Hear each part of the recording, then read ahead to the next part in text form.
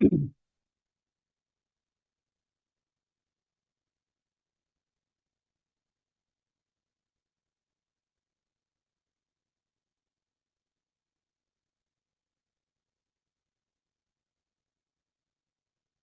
जी। गुरु प्यारी गुरु सवारी साध संगत जी,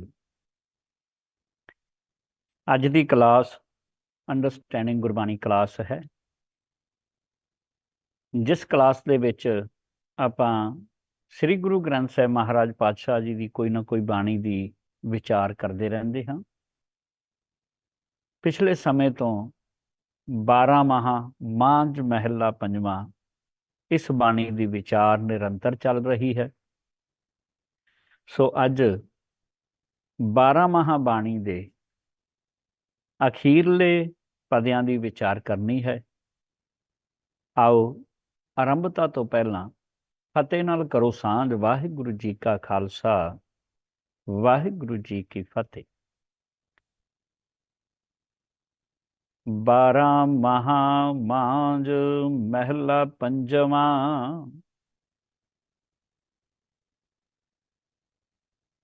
पिछली क्लास दे अंदर, पिछली क्लास विच असी इस बाणी दे 12वें पदे अते 11वें महीने दी माघ महीने दी विचार कीती सी ਅਤੇ ਸਮਝਣ ਦਾ ਯਤਨ ਕੀਤਾ ਸੀ ਕਿ ਜਦੋਂ ਸੂਰਜ ਦੀਆਂ ਕਿਰਨਾਂ ਦਾ ਧਰਤੀ ਉੱਤੇ ਦੁਬਾਰਾ ਪ੍ਰਭਾਵ ਪਿਆ ਤਾਂ ਮੌਸਮ ਵਿੱਚ ਫਿਰ ਤਬਦੀਲੀ ਆਈ। ਮੌਸਮ ਸਰਦੀ ਤੋਂ ਗਰਮੀ ਵੱਲ ਵਧਣ ਲੱਗਿਆ ਤਾਂ ਉਸ ਸਮੇਂ ਨੂੰ ਮਾਘ ਦਾ ਮਹੀਨਾ ਕਿਹਾ ਗਿਆ। ਅਤੇ ਜਦੋਂ ਅੰਤਰ ਆਤਮੇ ਵੀ ਮੌਸਮ ਬਦਲਿਆ, ਮਾਇਆ ਨੇ ਮਨ ਰੂਪੀ ਧਰਤੀ ਉੱਤੇ फिर अपना प्रभाव पाया है तो अंतर आत्मे भी माघ दा महीना बन गया। पर जीव आत्मा उस सच प्रभु नालों टुटी नहीं, दूर नहीं हुई, बल्कि इस जीव रूपी स्त्री ने गुरु दे प्यार वालियां नाल मिल के ज्ञान दे जल विच इशनान कीता ਅਤੇ गुणां नूं वंड के ये गुणां दा सच्चा दान करके माघ महीने ਦਾ ਸੱਚਾ ਸੁੱਚਾ ਮੱਜਨ ਕੀਤਾ ਅਤੇ ਬਿਨਾਂ ਕਿਸੇ ਸਵਾਰਥ ਦੇ, ਬਿਨਾਂ ਕਿਸੇ ਫਲ ਦੇ, ਬਿਨਾਂ ਕਿਸੇ ਲਾਲਚ ਦੇ ਇਹ ਮੱਜਨ ਕੀਤਾ ਹੈ। ਅੱਜ ਪਰ ਕਰਮਾਂ ਦਾ ਫਲ ਤਾਂ ਮਿਲਦਾ ਹੀ ਹੈ। ਅੱਜ ਇਸ ਬਾਣੀ ਦੇ 12ਵੇਂ ਮਹੀਨੇ ਅਤੇ 13ਵੇਂ ਪਦੇ ਦੇ ਨਾਲ ਅਖੀਰਲੇ 14 ਨੰਬਰ ਪਦੇ ਦੀ ਵਿਚਾਰ ਕਰਾਂਗੇ ਜੀ। 13ਵੇਂ ਅਤੇ 14 ਨੰਬਰ, 13 ਅਤੇ 14 ਨੰਬਰ ਦੋ ਪਦਿਆਂ ਦੀ ਅੱਜ ਵਿਚਾਰ ਕਰਾਂਗੇ। ਅੱਜ ਗੁਰੂ ਅਰਜਨ ਸਾਹਿਬ ਜੀ ਇਸ ਬਾਣੀ ਦੇ 12ਵੇਂ ਮਹੀਨੇ ਨੂੰ ਫੱਗਣ ਮਹੀਨੇ ਨੂੰ ਪ੍ਰਤੀਕ ਬਣਾ ਕੇ ਸਾਨੂੰ ਸਮਝਾਉਂਦੇ ਕਹਿੰਦੇ ਹਨ ਕਿ ਫਲਗੁਣ आनंद उपार जाना, हर सज्जन प्रगटे आए। फलगुण, इत्थे फग्गण महीने नूं सतगुरु ने फलगुण किया।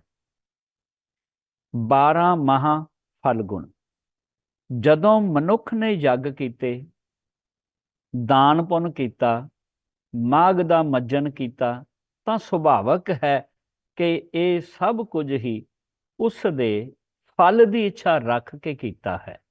मतलब कि अज असी गुरुद्वारियां दे विच वेखदे हां कि पाठां दी लड़ी चलाई जा रही है। कई जगह ते 40 दिन ही सुखमनी साहिब दे पाठ किए जा रहे हैं ते कई जगह ते सहज पाठां दी लड़ी चल रही है, कई जगह ते कीर्तन हो रहे हैं, कई जगह ते लंगर लग रहे हैं। ये महीने विच पुन्नदान बड़ा किया जा रहा है, पर उहदे पिछे मनशा की है, उहदे पिछे इच्छा की है? वो इच्छा फल दी है कि सानू फल दुगना चौगना मिल जाए। हुण देखो, जे पाठ सुखमणी साहिब दा करिया फल मिलता है, होर महीनों विच भी तो मिलता ही है ना, पर माघ महीने क्यों किए जाते हैं? क्योंकि अंदर फल की इच्छा है कि माघ महीने फल ज़्यादा मिलता है। होर महीनों विच भी यात्रावां हुंदियां ने, लंगर किए जाते हैं, पर माघ महीने विच बड़ा पुन्नदान किया जाता है। क्यों? क्योंकि पिछे इच्छा की जाती है कि ਇਹਦਾ फल मैनू हज़ारां गुणा मिल जाए। ਇਹ गल नूं समझ लेना कि पिछे जिन्ना भी यह कर्म किया है ना माघ महीने विच, अंदर इच्छा रख के किया है कि मैनू इसका फल हज़ारां गुणा, 13 गुणा या 100 गुणा मिले। जदों मन नूं तसल्ली जही हुई कि मैं माघ महीने विच चंगे कर्म कीते हन, तां मन विच ना सुकून जिहा पैदा हो गया। हुण सुकून जिहा पैदा होया ते सूरज दीयां किरणां होर भी तेज होईयां। यह तो पक्ष वखरा है ना बाहरला, कि सूरज दीयां किरणां होर तेज होईयां, सर्दी मुक गई, मौसम जिहड़ा ठंडा मिठा हो गया। मतलब कि पहले वर्गी वो ठंड, पहले वर्गी वो कंबनी नहीं रही। जदों मौसम तब्दील होया है,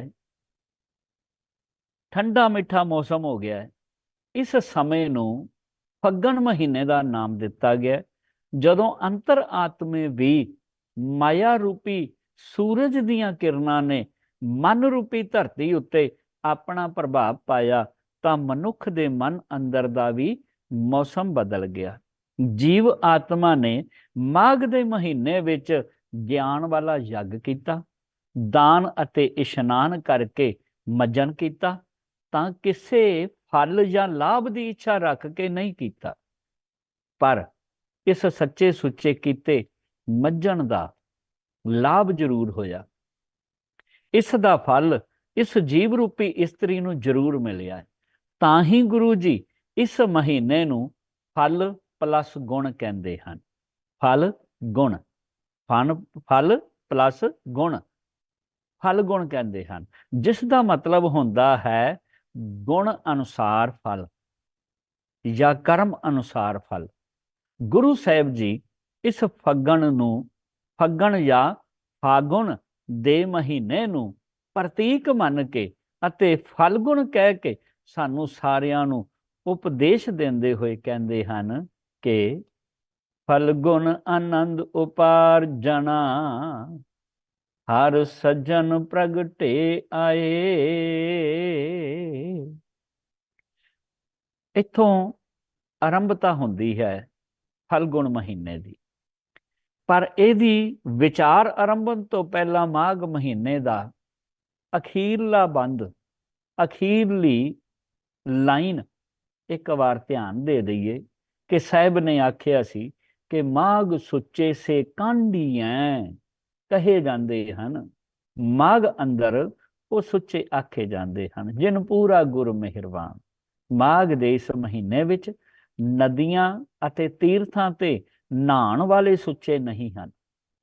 सुच्चे तां ਉਹ ਮਨੁੱਖ ਹਨ ਜਿਨ੍ਹਾਂ ਦਾ ਗੁਰੂ ਮਿਹਰ ਦਾ ਘਰ ਹੈ ਅਤੇ ਹਰ ਪੱਖ ਤੋਂ ਪੂਰਨ ਭਾਵ ਪੂਰਾ ਹੈ। फल गुण आनंद उपार्जना हर सज्जन प्रगटे आए। ਤਾਂ ਸਾਹਿਬ ਕਹਿੰਦੇ ਹਨ ਉਸ ਲੜੀ ਨੂੰ ਜੋੜਦਿਆਂ ਕਿ फल गुण आनंद उपार्जना, फल गुण गुणा अनुसार नतीजा या गुणा अनुसार फल, कर्मा अनुसार नतीजा या कर्मा अनुसार फल। उपार्जना तो भाव होंदा है उपजना, उपार्जना तो भाव है पैदा होया। सज्जन का अर्थ है मित्र ते प्रगटे का अर्थ है मशहूर होए, मशहूर हो गए या सामने हो गए। आप कई बार कह दें बई तू किधरों प्रगट हो गया, किधरों प्रगट हो गया, भाव तू किधरों सामने आ गया। प्रगट का मतलब सामने आना, प्रगट का मतलब मशहूर होना। साहिब जी आरंभता करदियां कहते ने कि इन्हां कीते होए कम्मां या गुणा अनुसार नतीजा या फल ये होया कि अंदर आनंद पैदा हो गया, अंदर आनंद पैदा हो गया। अते हरि प्रभु दे गुण सज्जन जिहड़े हकीकत विच सज्जन ने ना, हर सज्जन वो हरि दे गुण सज्जन ने। हर सज्जन तो भाव हरि दे गुण। किथे तां मन जिहड़ा है बुराइयां वल दौड़दा सी, बुराइयां वल भजदा सी, गुण इहदे सामने भी होण इहनूं दिखाई नहीं सन दिंदे। ਅੱਜ ਵੀ ਬੰਦੇ ਦਾ ਔਗਣ ਤੇ ਹਰ ਕੋਈ ਵੇਖ ਲੈਂਦਾ ਹੈ, ਪਰ ਜੇ ਬੰਦੇ ਅੰਦਰ ਕੋਈ ਗੁਣ ਹੈ ਨਾ, ਉਧਰ ਕੋਈ ਧਿਆਨ ਹੀ ਨਹੀਂ ਦਿੰਦਾ, ਉਹ ਦਿਸਦੇ ਹੀ ਨਹੀਂ। ਪਰ ਸਾਹਿਬ ਕਹਿੰਦੇ ਨੇ ਕਿ ਜੇ ਮਾਘ ਮਹੀਨੇ ਅੰਦਰ ਸੱਚਾ ਸੁੱਚਾ ਮੱਜਣ ਕੀਤਾ ਹੈ ਨਾ, ਤਾਂ ਫਿਰ ਸੱਚ ਜਾਣਿਓ ਇਸ ਜੀਵ ਰੂਪੀ ਆਤਮਾ ਦੇ ਸਾਹਮਣੇ ਹੁਣ ਔਗਣ ਨਹੀਂ ਆਉਂਦੇ, ਹੁਣ ਗੁਣ ਸਾਹਮਣੇ ਆਉਂਦੇ ਨੇ। ਹੁਣ ਇਹ ਗੁਣਾਂ ਵੱਲ ਵੇਖਦਾ ਹੈ। ਹਰ ਸੱਜਣ ਪ੍ਰਗਟੇ ਆਏ। ਪ੍ਰਭੂ ਦੇ ਗੁਣ ਸੱਜਣ ਜਿਹੜੇ ਨੇ ਸਾਹਮਣੇ ਆ ਖਲੋਏ, ਭਾਵ ਕਿ ਰੱਬੀ ਗੁਣ ਦਿਸਣ ਲੱਗ ਗਏ ਨੇ। ਹਰ ਇੱਕ ਦੇ ਅੰਦਰ ਗੁਣ ਦਿਸਣ ਲੱਗ ਗਏ ਨੇ। ਹਰ ਸੱਜਣ ਪ੍ਰਗਟੇ ਆਏ। ਤੇ ਸਾਹਿਬ ਨਾਲ ਹੀ ਕਹਿੰਦੇ ਨੇ, ਕਹਿੰਦੇ ਸੰਤ ਸਹਾਈ ਰਾਮ ਕੇ ਕਰ ਕਿਰਪਾ ਦੀਆ ਮਿਲਾਏ। ਹਕੀਕਤ ਵਿੱਚ ਸੰਤ ਸਹਾਈ ਰਾਮ ਕੇ, ਸੰਤ ਗੁਣਾਂ ਨੂੰ ਹੀ ਕਿਹਾ ਜਾਂਦਾ। ਗੁਣ ਜਿਹੜੇ ਨੇ ਉਹ ਸੰਤ ਨੇ, ਗੁਣ ਹੀ ਸੱਜਣ ਨੇ। ਸੰਤ ਸਹਾਈ ਰਾਮ ਕੇ, ਇਹ ਗੁਣਾਂ ਰੂਪੀ ਸੰਤ ਹੀ ਰਮੇ ਹੋਏ ਪ੍ਰਭੂ ਦੇ ਲਈ ਸਹਾਇਕ ਹਨ। ਰਾਮ ਕੇ ਤੋਂ ਭਾਵ ਰਾਮ ਵਾਸਤੇ, ਰਾਮ ਲਈ, ਉਸ ਰਮੇ ਹੋਏ ਅਕਾਲ ਪੁਰਖ ਲਈ ਇਹ ਗੁਣ ਜਿਹੜੇ ਨੇ ਸਹਾਇਕ ਨੇ, ਸਹਾਇਤਾ ਕਰਦੇ ਹਨ। ਇਹ ਗੁਣ ਹੀ ਜਿਹੜੇ ਨੇ ਉਹਦੇ ਨਾਲ ਸਾਂਝ ਬਣਾਉਂਦੇ ਨੇ, ਉਹਦੇ ਨਾਲ ਪਿਆਰ ਬਣਾਉਂਦੇ ਨੇ। ਸੰਤ ਸਹਾਈ ਰਾਮ ਕੇ ਕਰ ਕਿਰਪਾ ਦੀਆ ਮਿਲਾਏ। ਇਹ ਸਹਾਇਕ ਹਨ ਤੇ ਜਿਹੜੇ ਗੁਰੂ ਨੇ ਕਿਰਪਾ ਕਰਕੇ ਮੈਨੂੰ ਮਿਲਾ ਦਿੱਤੇ ਹਨ। ਗੁਰੂ ਕਿਰਪਾ ਕਰਦਾ ਤੇ ਇਹ ਗੁਣ ਮਿਲਦੇ ਹਨ। ਭਾਵ ਕਿ ਗਿਆਨ ਹੋਣ ਕਰਕੇ, ਗਿਆਨ ਗੁਰੂ ਹੈ ਨਾ, ਗਿਆਨ ਹੋਣ ਕਰਕੇ ਹੀ ਗੁਣਾਂ ਨਾਲ ਪਿਆਰ ਬਣਿਆ ਰਹਿੰਦਾ ਹੈ। ਇਹਨਾਂ ਨਾਲ ਪਿਆਰ ਬਣਿਆ ਹੀ ਤਾਂ ਹੈ ਜੇ ਗਿਆਨ ਹੈ। ਜੇ ਸਮਝ ਹੀ ਨਹੀਂ, ਜੇ ਗਿਆਨ ਹੀ ਨਹੀਂ, ਤੇ ਫਿਰ ਗੁਣ ਦਿਸਣੇ ਕਿੱਥੇ ਨੇ? ਫਿਰ ਗੁਣਾਂ ਨਾਲ ਸਾਂਝ ਬਣਨੀ ਕਿੱਥੇ ਹੈ? ਪਰ ਜਿਹਦੀ ਗੁਣਾਂ ਨਾਲ ਸਾਂਝ ਬਣ ਗਈ, ਉਹ ਰਾਮ ਵਿੱਚ, ਰਮੇ ਹੋਏ ਅਕਾਲ ਪੁਰਖ ਵਿੱਚ, ਪ੍ਰਭੂ ਵਿੱਚ ਲੀਨ ਹੋ ਜਾਂਦਾ। ਸੰਤ ਸਹਾਈ ਰਾਮ ਕੇ ਕਰ ਕਿਰਪਾ ਦੀਆ ਮਿਲਾਏ। ਗੁਰੂ ਕਿਰਪਾ ਕਰਦਾ, ਮਿਲਾ ਦਿੰਦਾ ਹੈ। ਤਾਂ ਸਾਹਿਬ ਜੀ ਅੱਗੇ ਕਹਿੰਦੇ, ਕਿਰਪਾ ਕਰਦੇ ਨੇ, ਕਹਿੰਦੇ ਸੇਜ ਸੁਹਾਵੀ ਸਰਬ ਸੁਖ ਹੁਣ ਦੁੱਖਾਂ ਨਾਹੀਂ ਜਾਏ। ਸੇਜ ਸੁਹਾਵੀ, ਸੇਜ ਕਹਿੰਦੇ ਹਿਰਦਾ ਰੂਪੀ ਸੇਜਾ। ਹਕੀਕਤ ਵਿੱਚ ਸੇਜ ਉਹਨੂੰ ਕਿਹਾ ਜਾਂਦਾ ਜਿੱਥੇ ਸੁੱਤਾ ਜਾਂਦਾ। ਸੌਣ ਵਾਲਾ ਮੰਜਾ ਹੋਵੇ, ਸੌਣ ਵਾਲਾ ਬੈੱਡ ਹੋਵੇ, ਉਹਨੂੰ ਸੇਜ ਕਿਹਾ ਜਾਂਦਾ। ਹਿਰਦਾ ਰੂਪੀ ਸੇਜਾ। ਸੁਹਾਵੀ, ਸੁਹਾਵੀ ਦਾ ਅਰਥ ਹੁੰਦਾ ਸੁੰਦਰ ਜਾਂ ਸੋਹਣੀ। ਸਰਬ ਤੋਂ ਭਾਵ ਹੈ ਸਾਰੇ, ਸਰਬ ਸੁਖ, ਸਾਰੇ ਹੀ ਸੁਖ। ਤੇ ਦੁੱਖਾਂ, ਦੁੱਖਾ ਨਹੀਂ ਪੜਨਾ, ਦੁੱਖਾਂ ਨੇਜ਼ਲ ਉਚਾਰਨਾ, ਦੁੱਖਾਂ ਨਾ ਹੀ ਜਾਏ। ਦੁੱਖਾਂ ਤੋਂ ਭਾਵ ਦੁੱਖਾਂ ਵਾਸਤੇ, ਦੁੱਖਾਂ ਲਈ। ਜਾਏ ਕਹਿੰਦੇ ਨੇ ਜਗ੍ਹਾ ਨੂੰ, ਜਾਏ ਕਹਿੰਦੇ ਥਾਂ ਨੂੰ। ਭਾਵ ਕਿ ਹੁਣ ਦੁੱਖਾਂ ਵਾਸਤੇ ਥਾਂ ਹੀ ਨਹੀਂ, ਦੁੱਖਾਂ ਵਾਸਤੇ ਕੋਈ ਜਗ੍ਹਾ ਹੀ ਨਹੀਂ। ਸਤਿਗੁਰੂ ਗੁਰੂ ਅਰਜਨ ਸਾਹਿਬ ਮਹਾਰਾਜ ਕਹਿਣਾ ਚਾਹੁੰਦੇ ਨੇ, ਕਹਿੰਦੇ ਨੇ ਕਿ ਇਹਨਾਂ ਰੱਬੀ ਗੁਣਾ ਕਰਕੇ ਹੀ, ਕਿਉਂਕਿ ਹਰ ਸੱਜਣ ਪ੍ਰਗਟੇ ਆਏ ਆ ਨਾ, ਸੰਤ ਸਹਾਈ ਰਾਮ ਕੇ ਕਰ ਕਿਰਪਾ ਦੀਆ ਮਿਲਾਏ ਆ ਨਾ, ਉਹ ਜਿਹੜੇ ਰਾਮ ਦੇ ਗੁਣ ਨੇ, ਅਕਾਲ ਪੁਰਖ ਦੇ ਗੁਣ ਨੇ, ਰੱਬੀ ਗੁਣ ਨੇ ਨਾ, ਇਹਨਾਂ ਰੱਬੀ ਗੁਣਾ ਕਰਕੇ ਹੀ ਹਿਰਦੇ ਰੂਪੀ ਸੇਜਾ ਬੜੀ ਸੁੰਦਰ ਅਤੇ ਸੋਹਣੀ ਹੋ ਜਾਂਦੀ ਹੈ। ਮਨ ਨੂੰ ਹੁਣ ਸਾਰੇ ਹੀ ਸੁੱਖ ਮਿਲ ਜਾਂਦੇ ਹਨ, ਜਿਸ ਕਰਕੇ ਦੁੱਖਾਂ ਵਾਸਤੇ ਕੋਈ ਜਗ੍ਹਾ ਨਹੀਂ ਬਚਦੀ। ਦੁੱਖ ਰਹਿਣ ਕਿੱਥੇ? ਦੁੱਖ ਟਿਕਣ ਕਿੱਥੇ? ਦੁੱਖ ਟਿਕਣਗੇ ਤਾਂ ਜੇ ਜਗ੍ਹਾ ਹੋਵੇਗੀ, ਜੇ ਥਾਂ ਹੋਵੇਗੀ। ਹਰ ਜਗ੍ਹਾ ਸੁੱਖ ਹੀ ਸੁੱਖ ਹੈ, ਹਰ ਥਾਂ ਤੇ ਸੁੱਖ ਹੀ ਸੁੱਖ ਹੈ। ਹੁਣ ਦੁੱਖਾਂ ਵਾਸਤੇ ਥਾਂ ਹੀ ਨਹੀਂ ਬਚੀ, ਇਸ ਵਾਸਤੇ ਦੁੱਖ ਆਉਂਦਾ ਹੀ ਨਹੀਂ ਜ਼ਿੰਦਗੀ ਦੇ ਵਿੱਚ। ਹੁਣ ਦੁੱਖਾਂ ਨਾ ਹੀ ਜਾਏ। ਅੱਗੇ ਸਤਿਗੁਰੂ ਕਿਰਪਾ ਕਰਦਿਆਂ ਕਹਿੰਦੇ ਨੇ ਕਿ ਇੱਛ ਪੁੰਨੀ ਵੱਡ ਭਾਗਣੀ ਵਰ ਪਾਇਆ ਹਰ ਰਾਏ। ਇੱਛ ਪੁੰਨੀ, ਪੁੰਨੀ ਤੋਂ ਭਾਵ ਹੁੰਦਾ ਪੂਰੀ ਹੋਈ। ਇੱਛ ਪੁੰਨੀ, ਪੂਰੀ ਹੋਈ। ਵਰ, ਵਰ ਕਹਿੰਦੇ ਨੇ ਕੰਤ ਨੂੰ ਜਾਂ ਖਸਮ ਨੂੰ। ਵੱਡ ਭਾਗਣੀ ਤੋਂ ਭਾਵ ਹੈ ਵੱਡੀ ਸੋਚ ਵਾਲੀਆਂ ਦੀ। ਵੱਡ ਭਾਗਣੀ ਇੱਥੇ ਇਸਤਰੀ ਲਿੰਗ ਹੈ, ਵੱਡ ਭਾਗੀਆ ਨਹੀਂ, ਵੱਡ ਭਾਗਣੀ। भाव के इस्त्रीलिंग शब्द है, जीव रूपी आत्मा वास्ते है कि ਉਹ ਵੱਡਿਆਂ ਭਾਗਾਂ ਵਾਲੀਆਂ ਹਨ। ਉਹ ਵੱਡਿਆਂ ਭਾਗਾਂ ਵਾਲਿਆਂ ਦੀ, ਭਾਵ ਵੱਡੀ ਸੋਚ ਵਾਲਿਆਂ ਦੀ ਵਡਭਾਗਣੀ। ਹਰ ਰਾਏ ਭਾਵ ਅਕਾਲ ਪੁਰਖ ਰਾਜੇ ਨੂੰ। ਅਰਥ ਕੀ ਬਣਿਆ? ਇਛ ਪੁੰਨੀ ਵਡਭਾਗਨੀ, ਵਰ ਪਾਇਆ ਹਰ ਰਾਏ। ਸਾਹਿਬ ਗੁਰੂ ਅਰਜਨ ਸਾਹਿਬ ਮਹਾਰਾਜ ਕਹਿੰਦੇ ਨੇ ਕਿ ਵੱਡਿਆਂ ਭਾਗਾਂ ਵਾਲੀਆਂ, ਵੱਡੀ ਸੋਚ ਵਾਲੀਆਂ ਜੀਵ ਰੂਪੀ ਇਸਤਰੀਆਂ ਦੀ ਇੱਛਾ ਪੂਰੀ ਹੋ ਗਈ। ਇੱਛ ਪੁੰਨੀ ਵਡਭਾਗਣੀ, ਵੱਡੀਆਂ ਸੋਚਾਂ ਵਾਲੀਆਂ ਦੀ ਜੀਵ ਰੂਪੀ ਇਸਤਰੀਆਂ ਦੀ ਇੱਛਾ ਪੂਰੀ ਹੋ ਗਈ। ਇੱਛ ਪੁੰਨੀ, ਇੱਛਾ ਪੂਰੀ ਹੋ ਗਈ ਕਿ ਉਹਨਾਂ ਨੇ ਵਰ ਪਾਇਆ ਹਰ ਰਾਏ। ਉਹਨਾਂ ਨੇ ਸੱਚ ਸਰੂਪ ਹਰੀ ਪ੍ਰਭੂ ਨੂੰ ਆਪਣੇ ਵਰ ਦੇ ਰੂਪ ਵਿੱਚ, ਆਪਣੇ ਖਸਮ ਦੇ ਰੂਪ ਵਿੱਚ ਪ੍ਰਾਪਤ ਕਰ ਲਿਆ ਹੈ, ਭਾਵ ਕੇ ਪਾ ਲਿਆ ਹੈ। ਸੱਚ ਖਸਮ, ਇਹ ਸੱਚ ਸਭਨਾ ਕਾ ਖਸਮ। ਵੱਖਰੀ ਗੱਲ ਹੈ ਕਿ ਕੋਈ ਟੁੱਟਿਆ ਰਵੇ, ਪਰ ਹੈ ਸਾਰਿਆਂ ਦਾ ਖਸਮ ਸੱਚ। ਉਸ ਖਸਮ ਨੂੰ, ਉਸ ਵਰ ਨੂੰ ਪ੍ਰਾਪਤ ਕਰ ਲਿਆ। ਵਰ ਪਾਇਆ ਹਰ ਰਾਏ। ਗੁਰੂ ਅਰਜਨ ਸਾਹਿਬ ਮਹਾਰਾਜ ਅੱਗੇ ਕਿਰਪਾ ਕਰਦੇ ਨੇ ਇਸ ਬੰਦ ਅੰਦਰ, ਇਸ ਮਹੀਨੇ ਅੰਦਰ। ਕਹਿੰਦੇ ਹਨ ਫੱਗਣ ਦਾ ਮਹੀਨਾ, ਜਿਹਨੂੰ ਫਲਗੁਣ ਕਹਿੰਦੇ ਨੇ, ਕਹਿੰਦੇ ਕਿ ਮਿਲ ਸਹੀਆਂ ਮੰਗਲ ਗਾਵਹੀ, ਗੀਤ ਗੋਬਿੰਦ ਅਲਾਏ। ਮਿਲ, ਲੱਲੇ ਨੂੰ ਸਿਆਰੀ ਹੈ, ਲੱਲੇ ਦੀ ਸਿਆਰੀ ਅਰਥ ਕਰ ਰਹੀ ਹੈ ਮਿਲ ਕੇ।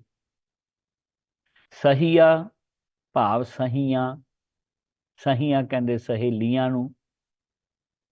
ਮੰਗਲ ਗਾਵਹੀ, ਮੰਗਲ ਕਹਿੰਦੇ ਨੇ ਖੁਸ਼ੀ ਦੇ ਗੀਤ। ਜਿਹੜਾ ਮੰਗਲ ਹੈ ਨਾ, ਉਹਦਾ ਸੰਬੰਧ ਖੁਸ਼ੀ ਨਾਲ। ਮੰਗਲ ਗਾਵਹੀ, ਖੁਸ਼ੀ ਦੇ ਗੀਤ ਗਾਣੇ। ਗਾਵਹੀ ਤੋਂ ਭਾਵ ਗਾਉਂਦੀਆਂ ਹਨ। ਜੀਵ ਰੂਪੀ ਇਸਤਰੀਆਂ ਦੀ ਗੱਲ ਹੋ ਰਹੀ ਹੈ ਨਾ, ਜਿਹੜੀਆਂ ਵੱਡਿਆਂ ਭਾਗਾਂ ਵਾਲੀਆਂ ਨੇ, ਉਹਨਾਂ ਦੀ ਹੀ ਗੱਲ ਹੋ ਰਹੀ। ਅਲਾਏ ਤੋਂ ਭਾਵ ਅਲਾਪੇ ਹਨ ਜਾਂ ਗਾਏ ਹਨ। ਅਲਾਏ, ਅਲਾਪ ਕਰਨਾ।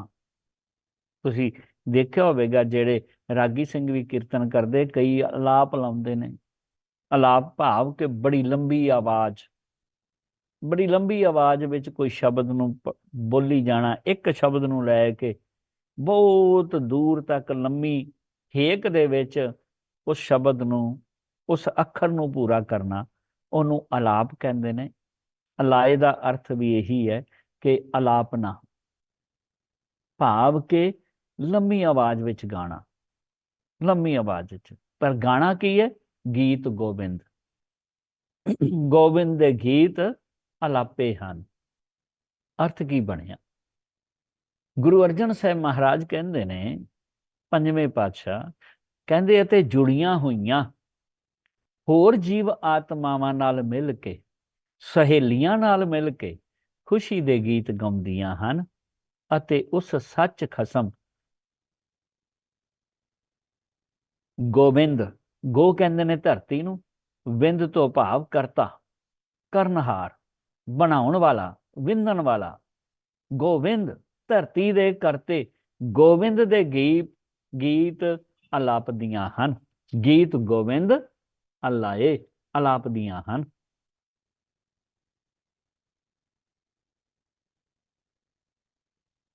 ਅੱਗੇ ਸਾਹਿਬ ਕਹਿੰਦੇ ਹਨ, ਕਹਿੰਦੇ ਕਿ ਹਰ ਜਿਹਾ ਅਵਰ ਨਾ ਦਿਸਈ, ਕੋਈ ਦੂਜਾ ਲਵੈ ਨਾ ਲਾਏ। ਹਰ ਜਿਹਾ, ਜਿਹਾ ਤਾਂ ਭਾਵ ਹੈ ਵਰਗਾ। ਹਰ ਜਿਹਾ, ਹਰੀ ਵਰਗਾ।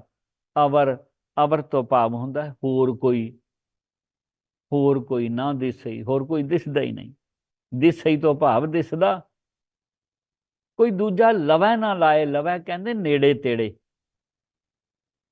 ਜੇ ਕਿਤੇ ਤੁਸੀਂ ਅੱਜ ਵੀ ਹਰਿਆਣੇ ਦੇ ਨਾਲ ਨਾਲ ਲੱਗਦੇ ਇਲਾਕਿਆਂ ਵਿੱਚ ਭਾਸ਼ਾ ਸੁਣੋਗੇ ਨਾ, ਜੀਂਦ, ਹਿਸਾਰ ਜਾਂ ਸਮਾਣਾ, ਪੰਜਾਬ ਦੇ ਨਾਲ ਰਲਦਾ, ਉੱਥੋਂ ਦੀ ਭਾਸ਼ਾ ਸੁਣੋਗੇ, ਉੱਥੇ ਆਮ ਜੀ ਇਹ ਗੱਲ ਹੈ ਕਿ ਉਹ ਕਹਿੰਦੇ ਮੇਰੇ ਲਵੇ ਆਈ, ਉਹ ਤੂੰ ਉਹਦੇ ਲਵੇ ਕਿਉਂ ਖੜਾ ਸੀ। ਹਾਂ, ਲਵੇ, ਲਵੇ ਇਹ ਆਮ ਸ਼ਬਦ ਤੁਸੀਂ ਸੁਣੋਗੇ। ਲਵੇ, ਲਵੇ ਦਾ ਮਤਲਬ ਨੇੜੇ। ਮੇਰੇ ਲਵੇ ਆਈ ਤੂੰ ਭਾਵ ਮੇਰੇ ਨੇੜੇ ਆਈ। ਤੂੰ ਉਹਦੇ ਲਵੇ ਕਿਉਂ ਖੜਾ, ਭਾਵ ਉਹਦੇ ਨੇੜੇ ਤੇੜੇ ਕਿਉਂ ਖੜਾ। ਲਵੇ ਦਾ ਅਰਥ ਹੈ ਨੇੜੇ ਤੇੜੇ, ਕੋਈ ਦੂਜਾ ਲਵੇ ਨਾ ਲਾਏ। ਲਾਏ ਦਾ ਅਰਥ ਹੁੰਦਾ ਲੱਗ ਸਕਦਾ, ਲੱਗ ਸਕਦਾ, ਨਾ ਲਾਏ ਨਹੀਂ ਲੱਗ ਸਕਦਾ। ਨਾ ਲਾਏ ਤੋਂ ਭਾਵ ਨਹੀਂ ਲੱਗ ਸਕਦਾ।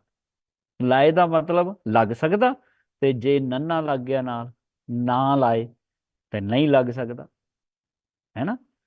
ਤਾਂ ਗੁਰੂ ਅਰਜਨ ਸਾਹਿਬ ਮਹਾਰਾਜ ਕੀ ਕਿਰਪਾ ਕਰਦੇ ਨੇ, ਇਸ ਪੰਕਤੀ ਦਾ ਕੀ ਅਰਥ ਹੈ। ਸਾਹਿਬ ਕਹਿੰਦੇ ਹਨ ਅਤੇ ਗੀਤਾਂ ਵਿੱਚ ਕਹਿੰਦੀਆਂ ਹਨ, ਕਿਉਂਕਿ ਗੀਤ ਅਲਾਪਦੀਆਂ ਨੇ ਨਾ ਜੀਵ ਰੂਪੀ ਇਸਤਰੀਆਂ, ਤਾਂ ਗੀਤਾਂ ਵਿੱਚ ਕਹਿੰਦੀਆਂ ਹਨ ਕਿ ਸੱਚ ਹਰੀ ਵਰਗਾ ਕੋਈ ਹੋਰ ਦਿਸਦਾ ਹੀ ਨਹੀਂ, ਅਤੇ ਦੁਨੀਆ ਵਿੱਚ ਕੋਈ ਦੂਜਾ ਉਸ ਸੱਚ ਪ੍ਰਭੂ ਦੇ ਨੇੜੇ ਤੇੜੇ ਵੀ ਨਹੀਂ ਲੱਗ ਸਕਦਾ। ਲਵੇ ਨਾ ਲਾਏ, ਨੇੜੇ ਤੇੜੇ ਵੀ ਨਹੀਂ ਲੱਗ ਸਕਦਾ। ਪ੍ਰਭੂ ਦੇ ਬਰਾਬਰ ਤਾਂ ਹੋਣਾ ਦੂਰ ਦੀ ਗੱਲ ਹੈ ਨਾ, ਪ੍ਰਭੂ ਦੇ ਨੇੜੇ ਤੇੜੇ ਵੀ ਨਹੀਂ ਲੱਗ ਸਕਦਾ। ਕੋਈ ਉਹਦੇ ਵਰਗਾ ਹੋਏਗਾ ਤਾਂ ਹੀ ਲੱਗੇਗਾ ਨਾ, ਉਹਦੇ ਵਰਗਾ ਕੋਈ ਹੈ ਹੀ ਨਹੀਂ। ਉਹਦੇ ਵਰਗਾ ਤੇ ਕੇਵਲ ਉਹੀ ਹੈ। ਇਸ ਵਾਸਤੇ ਸਾਹਿਬ ਕਹਿੰਦੇ ਨੇ ਕਿ ਕੋਈ ਦੂਜਾ ਲਵੇ ਨਾ ਲਾਏ। ਦੂਜਾ ਉਸ ਅਕਾਲ ਪੁਰਖ ਦੇ ਨੇੜੇ ਤੇੜੇ ਵੀ ਨਹੀਂ। ਇਹ ਗੀਤਾਂ ਦੇ ਵਿੱਚ ਸਿਫਤ ਕਰਦੀਆਂ ਕਹਿੰਦੀਆਂ ਨੇ ਜੀਵ ਰੂਪੀ ਇਸਤਰੀਆਂ।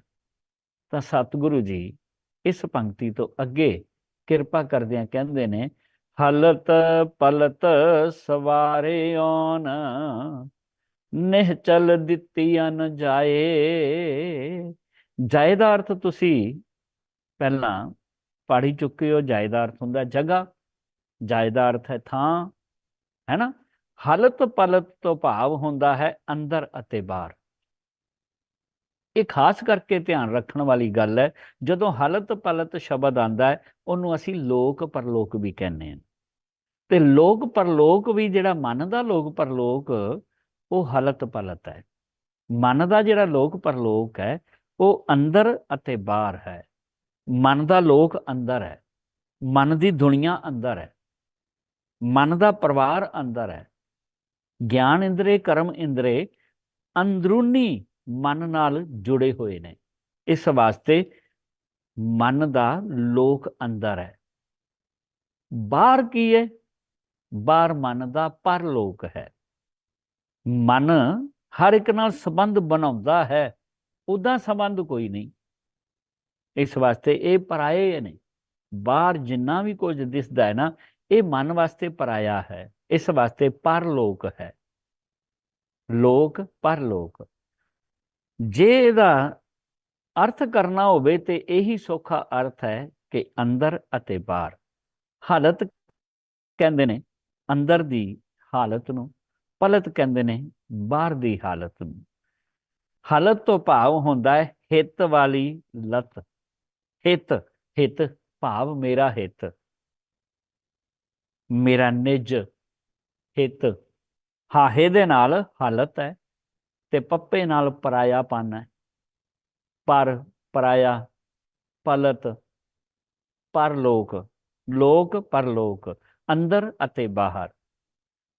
ਦੇਖੋ, ਬੰਦੇ ਨੂੰ ਦੁਨੀਆ ਦੇ ਵਿੱਚ ਅਨੇਕਾਂ ਲੋਕ ਨੇ ਜਿਹੜੇ ਸਵਾਰਨ ਦਾ ਯਤਨ ਕਰਦੇ ਨੇ, ਸਵਾਰਨ ਦਾ ਯਤਨ ਕਰਦੇ ਨੇ। ਉਹ ਸਵਾਰਦੇ ਤੇ ਹਨ, ਪਰ ਬਾਹਰੀ ਹਾਲਤ ਸਵਾਰ ਦਿੰਦੇ ਨੇ। ਕੱਪੜੇ ਚੰਗੇ ਪਵਾ ਦਿੰਦੇ ਨੇ। ਫੁੱਟਪਾਥ ਤੇ ਪਿਆ ਹੋਇਆ ਬੰਦਾ, ਅੱਜ ਵੇਖਦੇ ਆ ਵੀਡੀਓ ਵਿੱਚ, ਉਹਨੂੰ ਉਠਾਉਂਦੇ ਨੇ, ਚੱਕਦੇ ਨੇ, ਜਬਰੀ ਉਹਨੂੰ ਨਵਾਉਂਦੇ ਨੇ, ਨਹਾ ਧੋ ਕੇ ਐਨ ਬਿਲਕੁਲ ਤਿਆਰ ਕਰਦੇ ਨੇ, ਕਟਿੰਗ ਕਰਾਉਂਦੇ ਨੇ, ਕੱਪੜੇ ਉਹਦੇ ਨਵੇਂ ਪਾ ਦਿੰਦੇ ਨੇ, ਚੰਗੇ ਸੋਹਣੇ ਪਾ ਦਿੰਦੇ ਨੇ, ਬੰਦਾ ਬਦਲ ਜਾਂਦਾ। ਹੁਣ ਸਾਨੂੰ ਇਹ ਦਿਸਦਾ ਹੈ ਕਿ ਇਹਦਾ ਆ ਸਾਰਾ ਕੁਝ ਸਵਰ ਗਿਆ, ਇਹਦੀ ਤੇ ਜ਼ਿੰਦਗੀ ਸਵਰ ਗਈ ਹੈ, ਇਹਦਾ ਜੀਣਾ ਸਵਰ ਗਿਆ ਹੈ। ਪਰ ਸੱਚ ਪਤਾ ਕੀ ਹੈ? ਅੱਜ ਤੁਸੀਂ ਕੱਪੜੇ ਨਵੇਂ ਪਵਾ ਕੇ ਉਹਨਾਂ ਨੂੰ ਛੱਡ ਦਿਓ ਤੇ ਤਕਰੀਬਨ 5 ਮਹੀਨੇ ਬਾਅਦ ਦੇਖੋਗੇ ਉਹ ਕੱਪੜੇ ਹੀ ਪਾਏ ਹੋਣਗੇ, ਦੂਸਰਾ ਕੱਪੜਾ ਉਹਨਾਂ ਨੇ ਫਿਰ ਨਹੀਂ ਲੈਣਾ। ਇਹਦਾ ਮਤਲਬ ਕੀ ਹੋਇਆ? ਇਹਦਾ ਮਤਲਬ ਕਿ ਬਾਹਰੀ ਜਿਹੜਾ ਸਵਾਰਿਆ ਸੀ ਉਹ ਥੋੜੇ ਪਲ ਦਾ, ਥੋੜੇ ਚਿਰ ਦਾ, ਕੁਝ ਮਹੀਨਿਆਂ ਦਾ ਰਹਿ ਗਿਆ। ਉਹਨੇ ਤੇ ਫਿਰ ਆਪਣੇ ਆਪ ਨੂੰ ਉਦਾਂ ਹੀ ਲਬੇੜ ਲਿਆ। ਕਿਉਂ? ਕਿਉਂਕਿ ਉਹ ਅੰਦਰੋਂ ਨਹੀਂ ਸਵਰਿਆ। ਅੰਦਰੋਂ ਨਹੀਂ ਸਵਰਿਆ। ਜੇ ਅੰਦਰੋਂ ਸਵਰ ਜਾਏ ਨਾ, ਤੇ ਬਾਹਰ ਦਾ ਉਹਨੇ ਆਪਣਾ ਆਪ ਹੀ ਸਵਾਰ ਲੈਣਾ। ਹੁਣ ਤੁਸੀਂ ਵੀ ਸਾਰੇ ਸਿਆਣੇ ਹੋ, ਤੁਹਾਨੂੰ ਕੋਈ ਆ ਕੇ ਨਵੇਂ ਕੱਪੜੇ ਥੋੜੀ ਪਵਾਉਂਦਾ। ਕਿਉਂ? ਕਿਉਂਕਿ ਤੁਸੀਂ ਅੰਦਰੋਂ ਸਬਰੇ ਹੋਏ ਹੋ, ਤੁਹਾਨੂੰ ਪਤਾ ਹੈ ਮੇਰੇ ਵਾਸਤੇ ਕੀ ਚੰਗਾ ਕੀ ਮਾੜਾ। ਜਿਸ ਦਿਨ ਅੰਦਰੋਂ ਸਵਰਨ ਦੀ ਗੱਲ ਆਏਗੀ ਤੇ ਅੰਦਰੋਂ ਗੁਨਾਹ ਨਾਲ ਸਵਾਰਨਾ ਹੈ ਆਪਣੇ ਆਪ ਨੂੰ। ਅੰਦਰ ਸਵਰਨਾ ਕੀ ਹੈ? ਮਨ ਦਾ ਸਵਰਨਾ ਹੈ। ਬਾਹਰ ਦਾ ਸਵਰਨਾ ਕੀ ਹੈ? ਤਨ ਦਾ ਸਵਰਨਾ ਹੈ। ਤਨ ਨੂੰ ਤੇ ਹਰ ਕੋਈ ਸਵਾਰ ਲੈਂਦਾ। ਆ ਬਿਊਟੀ ਪਾਰਲਰ ਤੇ ਜਾਂਦੀਆਂ ਨੇ ਨਾ ਸਾਡੀਆਂ ਭੈਣਾਂ, ਸਾਡੀਆਂ ਮਾਵਾਂ, ਪਹਿਲਾਂ ਸ਼ਕਲ ਹੋਰ ਹੁੰਦੀ ਏ ਤੇ ਪਾਰਲਰ ਤੋਂ ਬਾਹਰ ਆਉਂਦਿਆਂ ਹੀ ਬਦਲੀ ਹੁੰਦੀ। ਆ ਪਿੱਛੇ ਮੈਂ ਇੱਕ ਵੇਖ ਰਿਹਾ ਸੀ ਵੀਡੀਓ ਕਿ ਮਾਂ ਤੇ ਪੁੱਤ ਦਾ ਝਗੜਾ ਹੋ ਰਿਹਾ ਤੇ ਲੋਕ ਇਕੱਠੇ ਹੋ ਗਏ। ਪੁੱਤ ਥੋੜਾ ਸਿਆਣਾ ਸੀ, 13 ਕੁ ਸਾਲ ਦਾ, ਤੇ ਮਾਂ ਪਾਰਲਰ ਗਈ, ਕਹਿੰਦੀ ਵੀ ਵਿਆਹ ਸ਼ਾਦੀ ਤੇ ਜਾਣਾ, ਤੇ ਪੁੱਤਰ ਨੂੰ ਬਾਹਰ ਖੜਾ ਕਰ ਗਈ, ਕਿਉਂਕਿ ਪਾਰਲਰ ਦੇ ਅੰਦਰ ਆਗਿਆ ਲਈ ਅਲਾਉ ਨਹੀਂ ਹੁੰਦਾ ਕਿਸੇ ਵੀ ਜੈਂਟਸ ਨੂੰ। ਇਸ ਵਾਸਤੇ ਉਹਨੂੰ ਬਾਹਰ ਖੜਾ ਕਰ ਦਿੱਤਾ।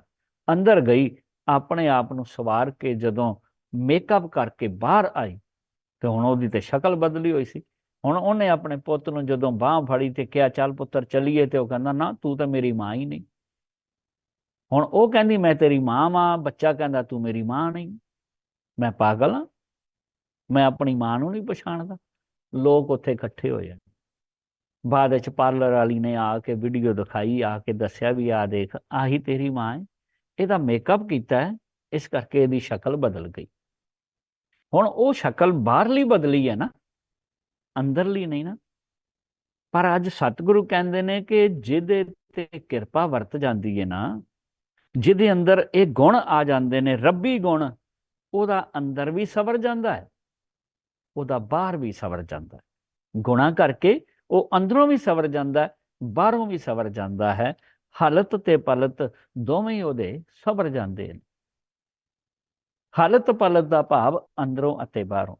ਨਿਸ਼ਚਲ ਤੋਂ ਭਾਵ ਹੁੰਦਾ ਟਿਕੀ ਹੋਈ ਜਾਂ ਕਿਤੇ ਨਾ ਜਾਣ ਵਾਲੀ। ਅਚਲ, ਇੱਕ ਚੱਲ ਹੁੰਦਾ, ਇੱਕ ਅਚਲ। ਚੱਲ ਚਲਾਏਮਾਨ, ਅਚਲ ਜਿਹੜੀ ਚੱਲਦੀ ਨਹੀਂ, ਜਿਹੜੀ ਟਿਕੀ ਹੋਈ ਹੈ, ਕਿਤੇ ਜਾਂਦੀ ਨਹੀਂ। ਤੇ ਜਾਏ ਤੋਂ ਭਾਵ ਹੈ ਜਗ੍ਹਾ, ਜਾਏ ਤੋਂ ਭਾਵ ਹੈ ਥਾਂ, ਜਾਏ ਤੋਂ ਭਾਵ ਹੈ ਟਿਕਾਣਾ। ਅਰਥ ਕੀ ਬਣਿਆ? ਗੁਰੂ ਅਰਜਨ ਸਾਹਿਬ ਮਹਾਰਾਜ ਕਹਿੰਦੇ ਨੇ ਕਿ ਹਲਤ ਪਲਤ ਸਵਾਰੇ ਹੋਣ, ਨਿਸ਼ਚਲ ਦਿੱਤੀਆਂ ਜਾਏ, ਕਿਉਂਕਿ ਉਸ ਸੱਚ ਪ੍ਰਭੂ ਖਸਮ ਨੇ ਇਹਨਾਂ ਜੀਵ ਆਤਮਾਵਾਂ ਨੂੰ ਅੰਦਰੋਂ ਅਤੇ ਬਾਹਰੋਂ ਸਵਾਰ ਦਿੱਤਾ ਹੈ, ਅਤੇ ਮਨ ਨੂੰ ਉਹ ਥਾਂ ਦੇ ਦਿੱਤੀ ਹੈ ਜਿਹੜੀ ਨਿਸ਼ਚਲ ਹੈ, ਜਿਹੜੀ ਟਿੱਕੀ ਹੋਈ ਹੈ, ਜਿਹੜੀ ਹਿਲਦੀ ਨਹੀਂ। ਭਾਵ ਮਨ ਨੂੰ, ਭਾਵ ਕੇ ਮਨ ਨੂੰ ਟਿਕਾਊ ਦੇ ਦਿੱਤਾ ਹੈ। ਮਨ ਜਿਹੜਾ ਨਾ ਟਿਕ ਗਿਆ ਹੈ, ਇਹਦੀ ਦੌੜ ਭੱਜ ਮੁੱਕ ਗਈ ਹੈ। ਮਨ ਨੂੰ ਟਿਕਾਊ ਦੇ ਦਿੱਤਾ ਹੈ, ਨਿਸ਼ਚਲ ਦਿੱਤੀਆਂ ਜਾਏ। ਸਾਹਿਬ ਅੱਗੇ ਕਿਰਪਾ ਕਰਦਿਆਂ ਕਹਿੰਦੇ ਨੇ ਕਿ ਸੰਸਾਰ ਸਾਗਰ ਤੇ ਰੱਖਿਆਨ, ਬਹੁੜ ਨਾ ਜਨਮੈ ਤਾਏ। ਸੰਸਾਰ ਸਾਗਰ, ਸੰਸਾਰ ਸਾਗਰ ਆਪਾਂ ਸਾਰੇ ਜਾਣਦੇ ਹਾਂ, ਡਰ ਦਾ ਸਾਗਰ, ਜਿੱਥੇ ਪਲ ਪਲ ਖੌਫ ਹੈ, ਪਲ ਪਲ ਡਰ ਹੈ, ਬੰਦਾ ਹਰ ਪਲ ਡਰਦਾ ਹੈ, ਕਦਮ ਕਦਮ ਤੇ ਡਰਦਾ ਹੈ। ਬਸ ਇਸ ਸੰਸਾਰ ਸਾਗਰ ਤੇ ਰੱਖਿਆ ਨੇ, ਰੱਖ ਲਈਆਂ ਨੇ। ਬਹੁੜ ਨਾ ਜਨਮੈ ਤਾਏ, ਦੁਬਾਰਾ ਜਨਮ ਹੀ ਨਹੀਂ ਹੁੰਦਾ। ਰੱਖਿਆ ਤੋਂ ਭਾਵ ਹੈ ਰੱਖ ਲਏ, ਬਚਾ ਲਏ ਹਨ। ਬਹੁੜ ਤੋਂ, ਬਹੁੜ ਕਹਿੰਦੇ ਨੇ ਦੁਬਾਰਾ ਫਿਰ, ਤਾਏ ਕਹਿੰਦੇ ਨੇ ਦੌੜੇ ਜਾਂ ਗਏ, ਦੌੜੇ ਜਾਂ ਗਏ। ਹੁਣ ਸਾਹਿਬ ਜੀ ਕਹਿੰਦੇ ਹਨ ਕਿ ਉਸ ਸੱਚ ਹਰੀ ਨੇ ਸੰਸਾਰ ਵਾਲੇ ਡਰ ਦੇ ਸਾਗਰ ਤੋਂ ਵੀ ਬਚਾ ਲਈਆਂ, ਡੁੱਬਣ ਨਹੀਂ ਦਿੱਤੀਆਂ। ਕੀ ਚੀਜ਼ਾਂ? ਜੀਵ ਰੂਪੀ ਆਤਮਾਵਾਂ। ਜੀਵ ਰੂਪੀ ਆਤਮਾਵਾਂ ਸੰਸਾਰ ਸਾਗਰ ਵਿੱਚ ਡੁੱਬਣ ਨਹੀਂ ਦਿੱਤੀਆਂ, ਬਚਾ ਲਈਆਂ ਨੇ।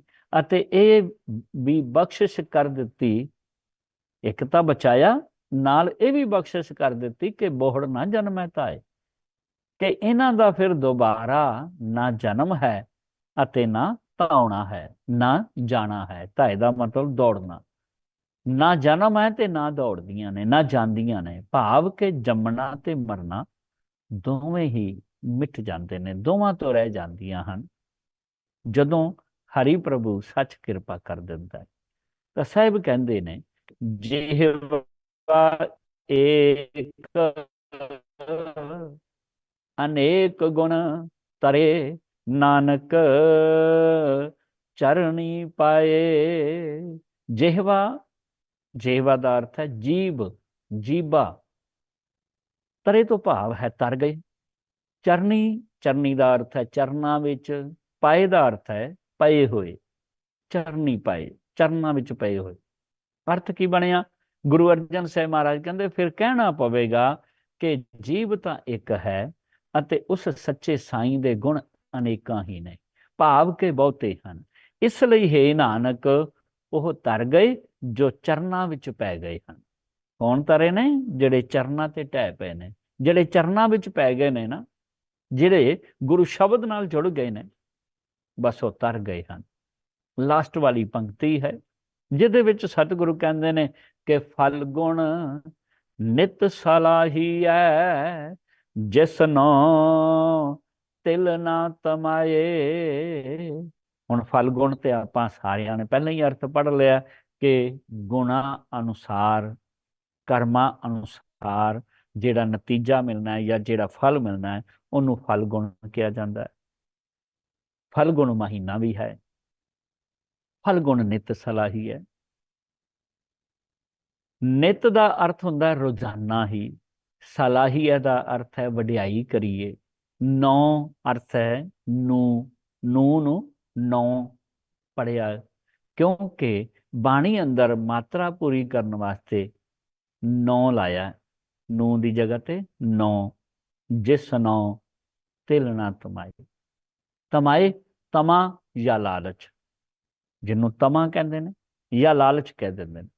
ਇਹਨੂੰ ਬੜੀ ਤਮਾ ਹੈ, ਕਈ ਕਹਿ ਦਿੰਦੇ ਇਹਨੂੰ ਬੜਾ ਲਾਲਚ ਹੈ। ਤਮਾ ਜਾਂ ਲਾਲਚ ਇੱਕੋ ਚੀਜ਼ ਹੈ। ਤਮਾਏ ਭਾਵ ਲਾਲਚ। ਅਰਥ ਬਣਿਆ ਕਿ ਗੁਰੂ ਅਰਜਨ ਸਾਹਿਬ ਮਹਾਰਾਜ ਕਹਿੰਦੇ ਕੀਤੇ ਕਰਮਾਂ ਅਤੇ ਗੁਣਾਂ ਮੁਤਾਬਕ ਜਿਹੜਾ ਫਲ ਦਿੰਦਾ ਹੈ ਨਾ, ਫਲ ਗੁਣ ਨਿਤ ਸਲਾਹੀ ਹੈ। ਜਿਹੜਾ ਕਰਮਾਂ ਦਾ ਫਲ ਦੇਣ ਵਾਲਾ ਨਾ, ਕਰਮਾਂ ਮੁਤਾਬਕ, ਗੁਣਾਂ ਮੁਤਾਬਕ ਜਿਹੜਾ ਫਲ ਸਾਡੇ ਸਾਹਮਣੇ ਰੱਖਦਾ ਹੈ, ਸੱਚ, ਨਿਯਮ, ਲਾਅ ਆਫ ਨੇਚਰ, ਉਹ ਜਿਹੜਾ ਅਕਾਲ ਪੁਰਖ, ਨਿਰੰਕਾਰ, ਕੁਦਰਤ, ਉਹ ਜਿਹੜਾ ਸਾਡੇ ਸਾਹਮਣੇ ਸਾਡਾ ਫਲ ਰੱਖਦਾ ਹੈ ਨਾ, ਗੁਣਾਂ ਤੇ ਕਰਮਾਂ ਅਨੁਸਾਰ ਨਿਤ ਸਲਾਹੀ ਹੈ। ਉਸ ਦੀ ਰੋਜ਼ਾਨਾ ਹੀ ਵਡਿਆਈ ਕਰੀਏ, ਸ਼ਲਾਘਾ ਕਰੀਏ, ਕਿਉਂਕਿ ਉਹਦੇ ਵਰਗਾ ਕੋਈ ਹੈ ਹੀ ਨਹੀਂ। ਜਿਸ ਨੂੰ ਤਿਲ ਨਾ ਤਮਾਏ, ਜਿਹਨੂੰ ਤਿਲ ਜਿੰਨਾ ਵੀ ਲਾਲਚ ਨਹੀਂ ਹੈ, ਉਹਦੇ ਨਿਯਮ ਨੂੰ ਕੋਈ ਬਦਲ ਥੋੜੀ ਸਕਦਾ। ਹੋ ਸਕਦਾ ਕੋਈ ਜੱਜ ਵਿਕ ਜਾਂਦਾ ਹੋਵੇ, ਵਕੀਲ ਤਾਂ ਵਿਕਦੇ ਨੇ। ਹੋ ਸਕਦਾ ਕੋਈ ਫੈਸਲਾ ਦੇਣ ਵਾਲਾ, ਫੈਸਲਾ ਕਰਨ ਵਾਲਾ ਜੱਜ ਵੀ ਵਿਕਾਊ ਮਿਲ ਜਾਏ, ਉਹ ਆਪਣਾ ਫੈਸਲਾ ਬਦਲ ਦੇਵੇ। ਪਰ ਕੁਦਰਤ ਕਦੇ ਵੀ ਫੈਸਲਾ ਨਹੀਂ ਬਦਲਦੀ। ਕੁਦਰਤ ਨੂੰ ਲਾਲਚ ਹੀ ਕੋਈ ਨਹੀਂ। ਉਹਨੂੰ ਜਿੰਨਾ ਮਰਜ਼ੀ ਰਿਸ਼ਵਤ ਦੇ ਕੇ ਦੇਖ ਲੈ, ਘੂਸ ਦੇ ਕੇ ਦੇਖ ਲੈ, ਪਰ ਉਹ ਲਾਲਚ ਨਹੀਂ ਹੈ, ਲਾਲਚ ਵਿੱਚ ਨਹੀਂ ਆਉਂਦਾ। ਉਹਦੇ ਅੰਦਰ ਤਮਾ ਨਹੀਂ ਹੈ। ਜਿਸ ਨੂੰ ਤਿਲ ਜਿੰਨੀ ਵੀ ਤਮਾ ਨਹੀਂ, ਤਿਲ ਜਿੰਨਾ ਵੀ ਲਾਲਚ ਨਹੀਂ, ਫਲ ਗੁਣ ਨਿਤ ਸਲਾਹੀ ਹੈ। ਇਹ ਮਹੀਨਾ ਫੱਗੁਣ ਦਾ, ਭਾਵ ਫਲ ਗੁਣ ਦਾ, ਇੱਥੇ ਸੰਪੂਰਨ ਹੁੰਦਾ ਹੈ। 13 ਜਿਹੜਾ ਨੰਬਰ ਲੱਗਿਆ ਇਹ ਪਦੇ ਦਾ ਹੈ। ਮਹੀਨਾ ਇਹ 12ਵਾਂ ਹੈ। ਅਤੇ ਇਸ ਤੋਂ ਬਾਅਦ ਤਤਸਾਰ ਦੀ ਗੱਲ ਸਤਿਗੁਰੂ ਕਰਦੇ ਨੇ। ਤਤਸਾਰ ਤੇ ਜਾਣ ਤੋਂ ਪਹਿਲਾਂ ਆਪਾਂ ਇੱਕ ਵਾਰ ਬਿਨਾਂ ਅਰਥਾਂ ਤੋਂ ਕੰਟੀਨਿਊ ਹੀ ਜਿਹੜੇ ਪਦ ਅਰਥ ਨੇ ਨਾ ਉਹਨਾਂ ਨੂੰ ਛੱਡ ਕੇ ਕੱਲੇ ਅਰਥ ਪੜਨ ਦਾ ਯਤਨ ਕਰੀਏ ਤਾਂ ਕਿ ਸਮਝ ਆ ਜਾਏ ਕਿ ਗੁਰੂ ਅਰਜਨ ਸਾਹਿਬ ਮਹਾਰਾਜ ਕੀ ਕਹਿ ਰਹੇ ਨੇ। ਮੇਰੇ ਸਾਹਿਬ ਜੀ ਕਹਿੰਦੇ ਨੇ ਕਿ ਫਲਗੁਣ ਆਨੰਦ ਉਪਾਰਜਨਾ ਹਰ ਸੱਜਣ ਪ੍ਰਗਟੇ ਆਏ। ਇਹਨਾਂ ਕੀਤੇ ਕੰਮਾਂ ਜਾਂ ਗੁਣਾਂ ਅਨੁਸਾਰ ਨਤੀਜਾ ਜਾਂ ਫਲ ਇਹ ਹੋਇਆ ਕਿ ਅੰਦਰ ਆਨੰਦ ਪੈਦਾ ਹੋ ਗਿਆ, ਅਤੇ ਹਰੀ ਪ੍ਰਭੂ ਦੇ ਗੁਣ ਸੱਜਣ ਸਾਹਮਣੇ ਆ ਖਲੋਏ, ਭਾਵ ਕਿ ਰੱਬੀ ਗੁਣ ਦਿਸਣ ਲੱਗੇ। ਇਹ ਗੁਣਾ ਰੂਪੀ ਸੰਤ ਹੀ ਰਮੇ ਹੋਏ ਪ੍ਰਭੂ ਦੇ ਲਈ ਸਹਾਇਕ ਹਨ, ਜਿਹੜੇ ਗੁਰੂ ਨੇ ਕਿਰਪਾ ਕਰਕੇ ਮਿਲਾ ਦਿੱਤੇ ਹਨ, ਭਾਵ ਕਿ ਗਿਆਨ ਹੋਣ ਕਰਕੇ ਹੀ ਗੁਣਾ ਨਾਲ ਪਿਆਰ ਬਣਿਆ ਹੈ। ਇਹਨਾਂ ਰੱਬੀ ਗੁਣਾ ਕਰਕੇ ਹੀ ਹਿਰਦੇ ਰੂਪੀ ਸੇਜਾ ਬੜੀ ਸੁੰਦਰ ਅਤੇ ਸੋਹਣੀ ਹੋ ਜਾਂਦੀ ਹੈ। ਮਨ ਨੂੰ ਹੁਣ ਸਾਰੇ ਹੀ ਸੁੱਖ ਮਿਲ ਜਾਂਦੇ ਹਨ, ਜਿਸ ਕਰਕੇ ਦੁੱਖਾਂ ਵਾਸਤੇ ਕੋਈ ਜਗ੍ਹਾ ਹੀ ਨਹੀਂ ਬਚਦੀ। ਵੱਡਿਆਂ ਭਾਗਾਂ ਵਾਲੀਆਂ, ਵੱਡੀ ਸੋਚ ਵਾਲੀਆਂ ਜੀਵ ਰੂਪੀ ਇਸਤਰੀਆਂ ਦੀ ਇੱਛਾ ਪੂਰੀ ਹੋ ਗਈ ਹੈ ਕਿ ਉਹਨਾਂ ਨੇ ਸੱਚ ਸਰੂਪ ਹਰੀ ਪ੍ਰਭੂ ਨੂੰ ਆਪਣੇ ਵਰ ਦੇ ਰੂਪ ਵਿੱਚ, ਆਪਣੇ ਖਸਮ ਦੇ ਰੂਪ ਵਿੱਚ ਪ੍ਰਾਪਤ ਕੀਤਾ ਹੈ, ਭਾਵ ਪਾ ਲਿਆ ਹੈ, ਅਤੇ ਜੁੜੀਆਂ ਹੋਈਆਂ ਹੋਰ ਜੀਵ ਰੂਪੀ ਆਤਮਾਵਾਂ ਨਾਲ ਮਿਲ ਕੇ, ਸਹੇਲੀਆਂ ਨਾਲ ਮਿਲ ਕੇ ਖੁਸ਼ੀ ਦੇ ਗੀਤ ਗਾਉਂਦੀਆਂ ਹਨ ਅਤੇ ਉਸ ਸੱਚ ਖਸਮ ਧਰਤੀ ਦੇ ਕਰਤੇ ਗੋਬਿੰਦ ਦੇ ਗੀਤ ਆਲਾਪਦੀਆਂ ਹਨ ਅਤੇ ਗੀਤਾਂ ਵਿੱਚ ਕਹਿੰਦੀਆਂ ਹਨ ਕਿ ਸੱਚ ਹਰੀ ਵਰਗਾ ਕੋਈ ਹੋਰ ਦਿਸਦਾ ਹੀ ਨਹੀਂ ਅਤੇ ਦੁਨੀਆ ਵਿੱਚ ਕੋਈ ਦੂਜਾ ਉਸ ਸੱਚ ਪ੍ਰਭੂ ਦੇ ਨੇੜੇ ਤੇੜੇ ਵੀ ਨਹੀਂ ਲੱਗ ਸਕਦਾ, ਕਿਉਂਕਿ ਉਸ ਸੱਚ ਪ੍ਰਭੂ ਖਸਮ ਨੇ ਇਹਨਾਂ ਜੀਵ ਆਤਮਾਵਾਂ ਨੂੰ ਅੰਦਰੋਂ ਅਤੇ ਬਾਹਰੋਂ ਸਵਾਰ ਦਿੱਤਾ ਹੈ ਅਤੇ ਮਨ ਨੂੰ ਉਹ ਥਾਂ ਦੇ ਦਿੱਤੀ ਹੈ ਜਿਹੜੀ ਨਿਚਲ ਹੈ, ਜਿਹੜੀ ਟਿਕੀ ਹੋਈ ਹੈ, ਜਿਹੜੀ ਹਿਲਦੀ ਨਹੀਂ, ਭਾਵ ਕਿ ਮਨ ਨੂੰ ਟਿਕਾਓ ਦੇ ਦਿੱਤਾ ਹੈ। ਉਸ ਸੱਚ ਹਰੀ ਨੇ ਸੰਸਾਰ ਵਾਲੇ ਡਰ ਦੇ ਸਾਗਰ ਤੋਂ ਬਚਾ ਵੀ ਲਿਆ ਹੈ,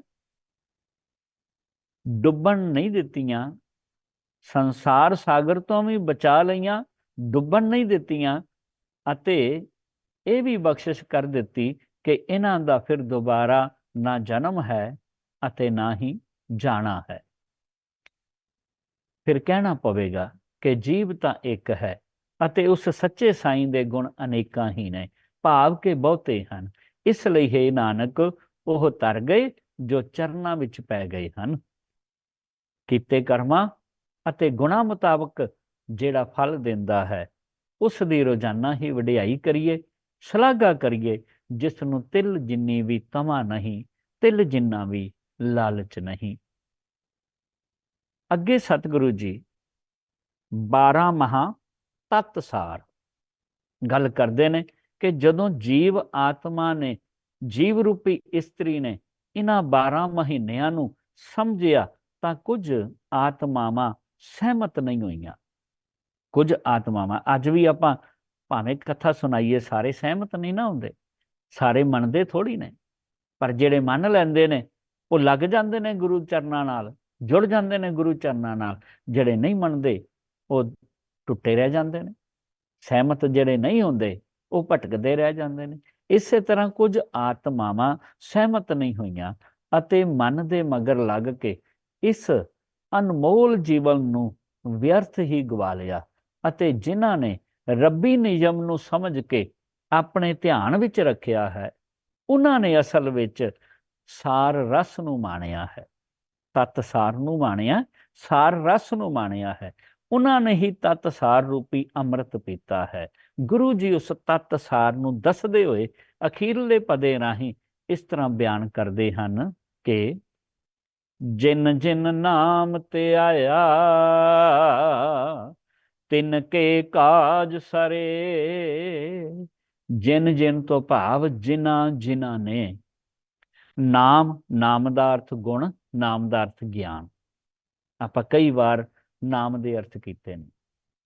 ਨਾਮ ਦਾ ਅਰਥ ਗੁਣ, ਨਾਮ ਦਾ ਅਰਥ ਹੈ ਗਿਆਨ, ਨਾਮ ਦਾ ਅਰਥ ਨਿਯਮ ਵੀ ਹੈ, ਨਾਮ ਦਾ ਅਰਥ ਨਿਯਮ ਵੀ ਹੈ, ਨਾਮ ਨਾਉਣ ਨੂੰ ਵੀ ਕਹਿੰਦੇ ਨੇ।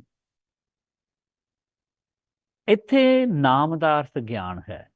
ਧਿਆਇਆ, ਗਿਆਨ ਨੂੰ ਧਿਆਨ ਵਿੱਚ ਰੱਖਿਆ ਜਾਂਦਾ ਹੈ। ਧਿਆਇਆ ਦਾ ਅਰਥ ਹੈ ਧਿਆਨ ਵਿੱਚ ਰੱਖਿਆ। ਕਾਜ ਕਹਿੰਦੇ ਨੇ ਕੰਮ ਨੂੰ, ਕਾਜ ਕੰਮਾਂ ਨੂੰ ਕਹਿੰਦੇ ਨੇ। ਕੰਮ ਬਹੁ ਬਚਨ, ਜੇ ਕਾਜ ਜੱਜੇ ਹੇਠਾਂ ਔਂਕੜ ਨਾਲ ਆਵੇ ਤੇ ਇੱਕ ਕੰਮ ਦੀ ਗੱਲ ਹੁੰਦੀ ਹੈ, ਜੇ ਜੱਜਾ ਮੁਕਤਾ ਹੈ ਤੇ ਫਿਰ ਬਹੁ ਵਚਨੀ ਹੈ, ਫਿਰ ਪਲੂਰਲ ਹੈ, ਕਈ ਕੰਮਾਂ ਦੀ ਗੱਲ ਹੈ। ਤਿੰਨ ਕੇ ਕਾਜ, ਤਿੰਨ ਕਾ ਕਾਜ ਨਹੀਂ, ਤਿੰਨ ਕੇ ਕਾਜ। ਸਰੇ, ਸਰੇ ਦਾ ਅਰਥ ਹੁੰਦਾ ਸਿਰੇ ਚੜ ਗਏ। ਸਰੇ ਦਾ ਅਰਥ ਹੁੰਦਾ ਸਫਲ ਹੋ ਗਏ, ਸਫਲ ਹੋ ਗਏ। ਅਰਥ ਬਣਿਆ ਕਿ ਗੁਰੂ ਅਰਜਨ ਸਾਹਿਬ ਮਹਾਰਾਜ ਕਹਿੰਦੇ ਨੇ ਕਿ ਜਿਨ੍ਹਾਂ ਜਿਨ੍ਹਾਂ ਨੇ ਸੱਚ ਗਿਆਨ ਨੂੰ ਧਿਆਨ ਵਿੱਚ ਰੱਖਿਆ ਹੈ, ਉਹਨਾਂ ਦੇ ਕੀਤੇ ਹੋਏ ਕੰਮ ਸਿਰੇ ਚੜ ਗਏ ਹਨ, ਸਫਲ ਹੋ ਗਏ ਹਨ। ਮਤਲਬ ਕਿ ਉਹ ਦੁਨੀਆ ਵਿੱਚ ਕਾਮਯਾਬ ਹੋ ਗਏ ਹਨ, ਉਹਨਾਂ ਨੂੰ ਕਾਮਯਾਬੀ ਮਿਲ ਗਈ ਹੈ, ਜਿਨ੍ਹਾਂ ਨੇ ਨਾਮ ਨੂੰ ਧਿਆਨ ਵਿੱਚ, ਗਿਆਨ ਨੂੰ ਧਿਆਨ ਵਿੱਚ ਰੱਖਿਆ ਹੈ। ਅੱਗੇ ਸਤਿਗੁਰੂ ਕਹਿੰਦੇ ਨੇ ਕਿ ਹਰ ਗੁਰ ਪੂਰਾ ਆਰਾਧਿਆ, ਦਰਗਾਹ ਸੱਚ ਖਰੇ। ਹੁਣ ਇੱਥੇ ਪੂਰਾ, ਪੂਰਾ ਦਾ ਅਰਥ ਹੈ ਪੂਰਨ।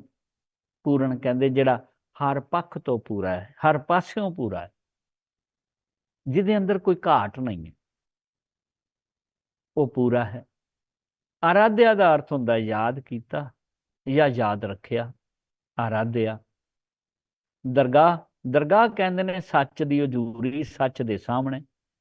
ਖਰੇ ਦਾ ਅਰਥ ਖਲੋਤੇ ਜਾਂ ਖੜੇ। ਇੱਥੇ ਮੈਂ ਪ੍ਰਮਾਣ ਦੇ ਸਕਦਾ ਸੀ, ਕਿਉਂਕਿ ਖਰੇ ਦਾ ਅਰਥ ਉਹ ਵੀ ਹੁੰਦਾ ਹੈ ਜਿਹਨੂੰ ਅਸੀਂ ਕਹਿ ਦਿੰਦੇ ਹਾਂ ਵੀ ਸੱਚੇ ਜਾਂ ਪਵਿੱਤਰ। ਜਿੱਥੇ ਖੋਟੇ ਖਰੇ ਦੀ ਗੱਲ ਆਉਂਦੀ ਨਾ, ਖੋਟੇ ਖਰੇ, ਖੋਟਾ ਨਕਲੀ, ਖਰਾ ਅਸਲੀ। ਖੋਟਾ ਤੋਂ ਭਾਵ ਬੁਰਾ ਤੇ ਖਰਾ ਤੋਂ ਭਾਵ ਚੰਗਾ, ਹੈ ਨਾ। ਹੁਣ ਉਹ ਖਰੇ ਅਰਥ ਇਹ ਉਹ ਵੀ ਆਂਦਾ, ਪਰ ਇੱਥੇ ਦਰਗਾਹ ਸੱਚ ਖਰੇ, ਇੱਥੇ ਉਹ ਖਰੇ ਨਹੀਂ। ਇੱਥੇ ਖਰੇ ਦਾ ਮਤਲਬ ਹੈ ਖਲੋਤੇ ਹੋਏ, ਇੱਥੇ ਖਰੇ ਦਾ ਮਤਲਬ ਖੜੇ ਹੋਏ, ਖੜੇ ਹੋਏ। ਕਈ ਪ੍ਰਮਾਣ ਨੇ ਬਾਣੀ ਅੰਦਰ, ਜਿੱਥੇ ਖਰੇ ਸ਼ਬਦ ਆਏਗਾ ਖਲੋਤਿਆਂ ਵਾਸਤੇ ਵੀ ਆਏਗਾ, ਖੜਿਆਂ ਵਾਸਤੇ ਵੀ ਆਏਗਾ।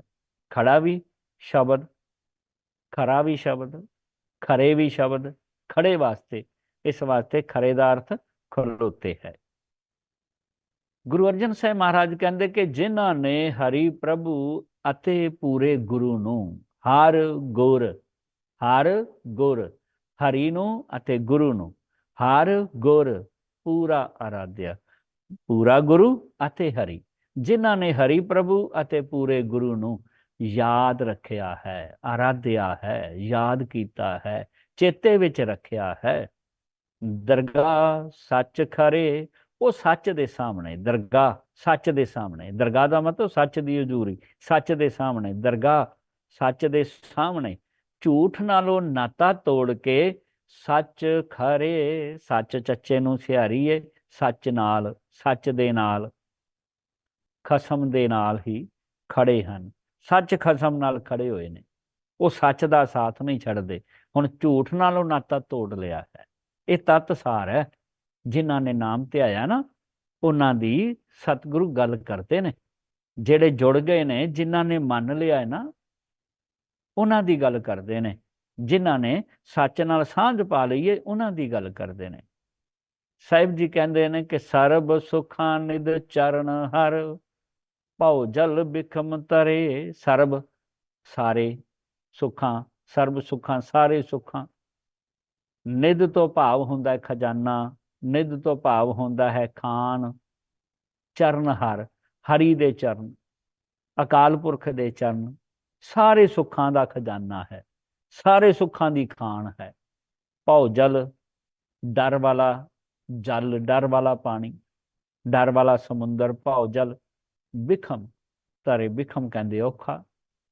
ਅਰਥ ਕੀ ਬਣਿਆ ਕਿ ਉਹਨਾਂ ਵਾਸਤੇ ਹਰੀ ਪ੍ਰਭੂ ਦੇ ਚਰਨ ਹੀ ਸਾਰੇ ਸੁੱਖਾਂ ਦੀ ਖਾਨ ਜਾਂ ਸਾਰੇ ਸੁੱਖਾਂ ਦਾ ਖਜ਼ਾਨਾ ਹਨ। ਸਰਬ ਸੁੱਖਾਂ ਨਿਧ ਚਰਨ ਹਰ। ਨਿਧ ਤੋਂ ਭਾਵ ਖਾਨ, ਨਿਧ ਤੋਂ ਭਾਵ ਖਜ਼ਾਨਾ। ਸਾਰੇ ਸੁੱਖਾਂ ਦੀ ਖਾਨ ਜਾਂ ਸਾਰੇ ਸੁੱਖਾਂ ਦਾ ਖਜ਼ਾਨਾ ਹਰੀ ਪ੍ਰਭੂ ਦੇ ਚਰਨ ਹਨ। ਭਉ ਜਲ ਬਿਖਮ ਤਰੇ, ਉਹ ਡਰ ਵਾਲੇ ਜਲ, ਡਰ ਵਾਲੇ ਸੰਸਾਰ ਸਾਗਰ ਨੂੰ ਪਾਰ ਕਰ ਗਏ ਹਨ, ਤਰ ਗਏ ਹਨ। ਪਾਰ ਉਤਾਰਾ ਹੋ ਗਿਆ ਉਹਨਾਂ ਦਾ। ਅੱਗੇ ਸਾਹਿਬ ਕਹਿੰਦੇ ਨੇ ਕਿ ਪ੍ਰੇਮ ਭਗਤ ਤਿੰਨ ਪਾਈਆ, ਵਿਖਿਆ ਨਾਹੀਂ ਜਰੇ। ਪ੍ਰੇਮ ਭਗਤ, ਇੱਥੇ ਭਗਤ ਦਾ ਅਰਥ ਹੈ ਭਗਤੀ। ਇੱਥੇ ਭਗਤ ਦਾ ਅਰਥ ਹੈ ਭਗਤੀ। ਪ੍ਰੇਮ ਭਗਤ ਤੋਂ ਭਾਵ ਹੈ ਪ੍ਰੇਮਾ ਭਗਤੀ। ਪ੍ਰੇਮ ਭਗਤ, ਪ੍ਰੇਮਾ ਭਗਤੀ। ਪਾਈਆ, ਇੱਥੇ ਪਾਈਆਂ ਨਹੀਂ ਪੜਨਾ, ਇੱਥੇ ਬਿੰਦੀ ਨਹੀਂ ਲੱਗਣੀ, ਇੱਥੇ ਪਾਈਆ। ਪਾਈਆ ਭਾਵ ਪਾ ਲਿਆ ਹੈ। ਪ੍ਰੇਮਾ ਭਗਤੀ ਤਿੰਨ ਪਾਈਆ, ਉਹਨਾਂ ਨੇ ਪ੍ਰੇਮਾ ਭਗਤੀ ਨੂੰ ਪ੍ਰਾਪਤ ਕਰ ਲਿਆ, ਉਹਨਾਂ ਨੇ ਪ੍ਰੇਮਾ ਭਗਤੀ ਨੂੰ ਪਾ ਲਿਆ। ਵਿਖਿਆ ਨਾਹੀਂ ਜਰੇ, ਵਿਖਿਆ ਜ਼ਹਿਰੀਲੀ ਮਾਇਆ, ਤੇ ਜਰੇ, ਜਰੇ ਦਾ ਅਰਥ ਇੱਥੇ ਜਰਨਾ ਨਹੀਂ, ਜਰੇ ਦਾ ਅਰਥ ਹੈ ਸੜਨਾ, ਜਰੇ ਦਾ ਅਰਥ ਹੈ ਸੜਦੇ। ਨਾਹੀਂ ਜਰੇ ਭਾਵ ਨਹੀਂ ਸੜਦੇ, ਜਰੇ ਦਾ ਮਤਲਬ ਸੜਦੇ, ਤੇ ਨਾਹੀਂ ਜਰੇ ਨਹੀਂ ਸੜਦੇ। ਅਰਥ ਬਣਿਆ ਕਿ ਗੁਰੂ ਅਰਜਨ ਸਾਹਿਬ ਮਹਾਰਾਜ ਕਹਿੰਦੇ ਉਹਨਾਂ ਨੇ ਪ੍ਰੇਮਾ ਭਗਤੀ ਨੂੰ ਪ੍ਰਾਪਤ ਕਰ ਲਿਆ ਹੈ, ਭਗਤੀ ਨੂੰ ਪਾ ਲਿਆ ਹੈ। ਭਗਤੀ ਕੀ ਹੈ? ਵਿਣ ਗੁਣ ਕੀਤੇ ਭਗਤ ਨਾ ਹੋਏ, ਭਾਵ ਕਿ ਗੁਣਾਂ ਨੂੰ ਪ੍ਰਾਪਤ ਕਰ ਲਿਆ, ਗੁਣਾਂ ਨਾਲ ਪਿਆਰ ਬਣ ਗਿਆ ਹੈ, ਪ੍ਰੇਮਾ ਭਗਤੀ ਹੈ।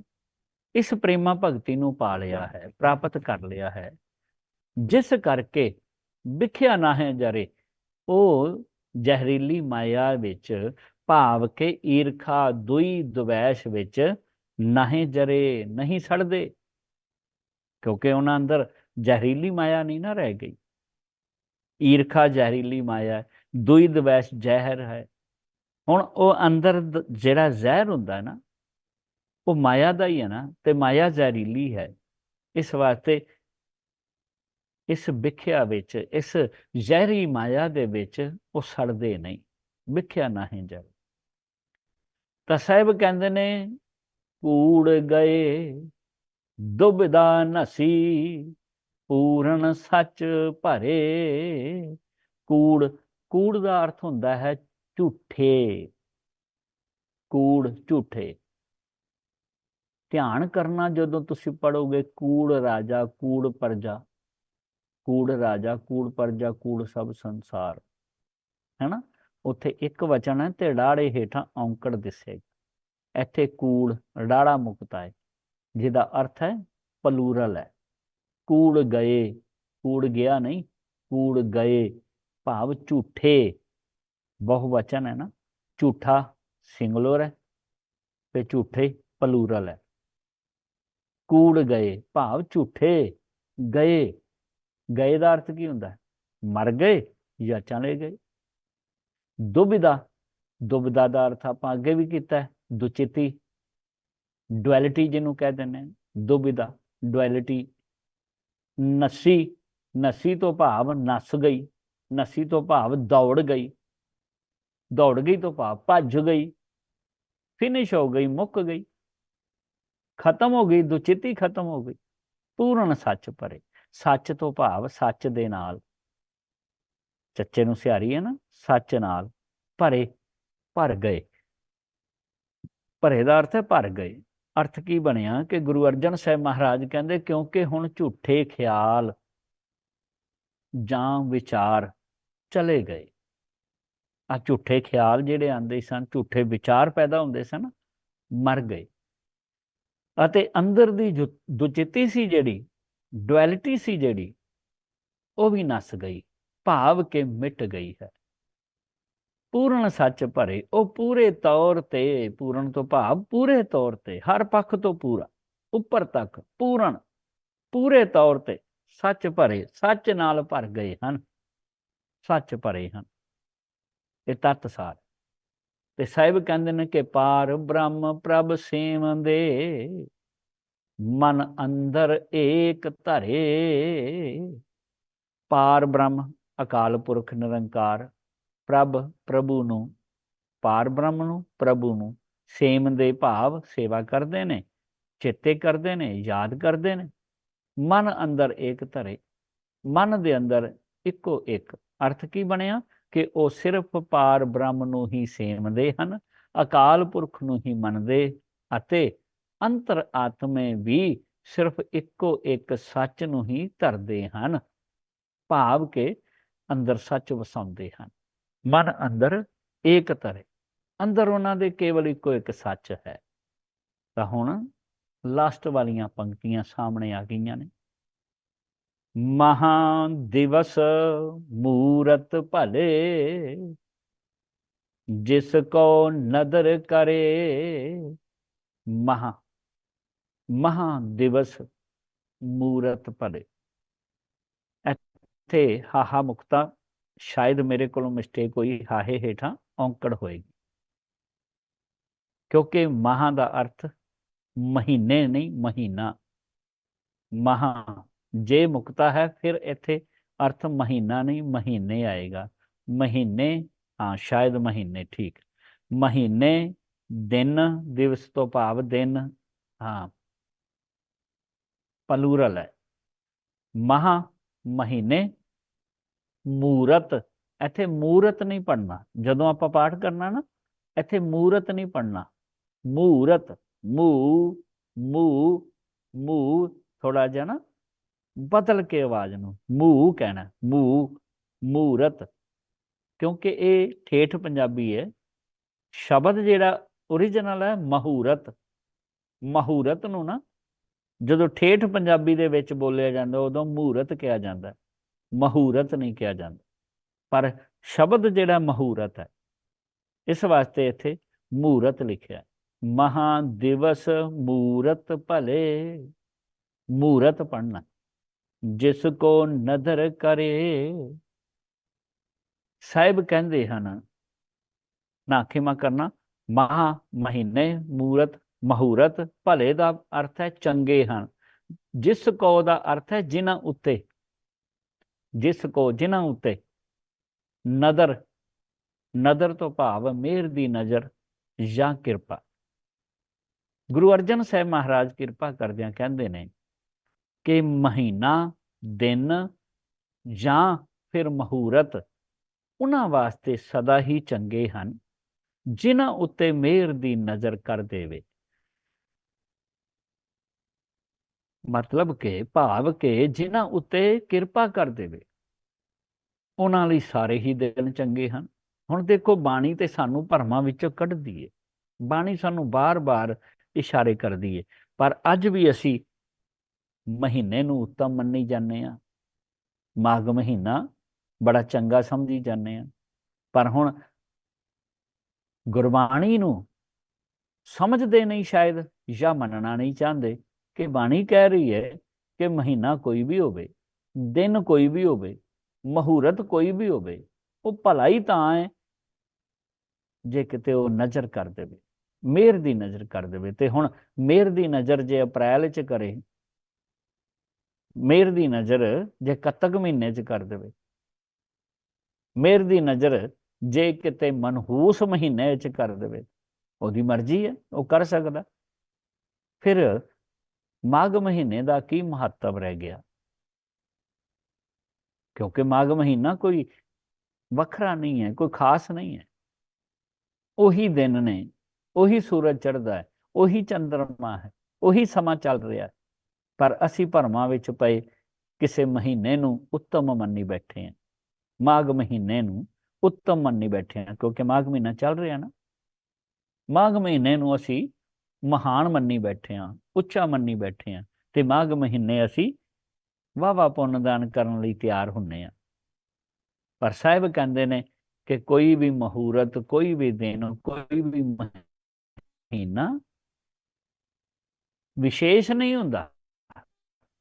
ਉਹ ਸਾਰੇ ਹੀ ਮਹੀਨੇ ਭਲੇ ਨੇ, ਉਹ ਸਾਰੇ ਹੀ ਦਿਨ ਭਲੇ ਨੇ, ਉਹ ਸਾਰੇ ਮਹੂਰਤ ਭਲੇ ਨੇ, ਜੇ ਕਿਤੇ ਸਤਿਗੁਰੂ ਮਿਹਰ ਦੀ ਨਜ਼ਰ ਕਰ ਦੇਵੇ।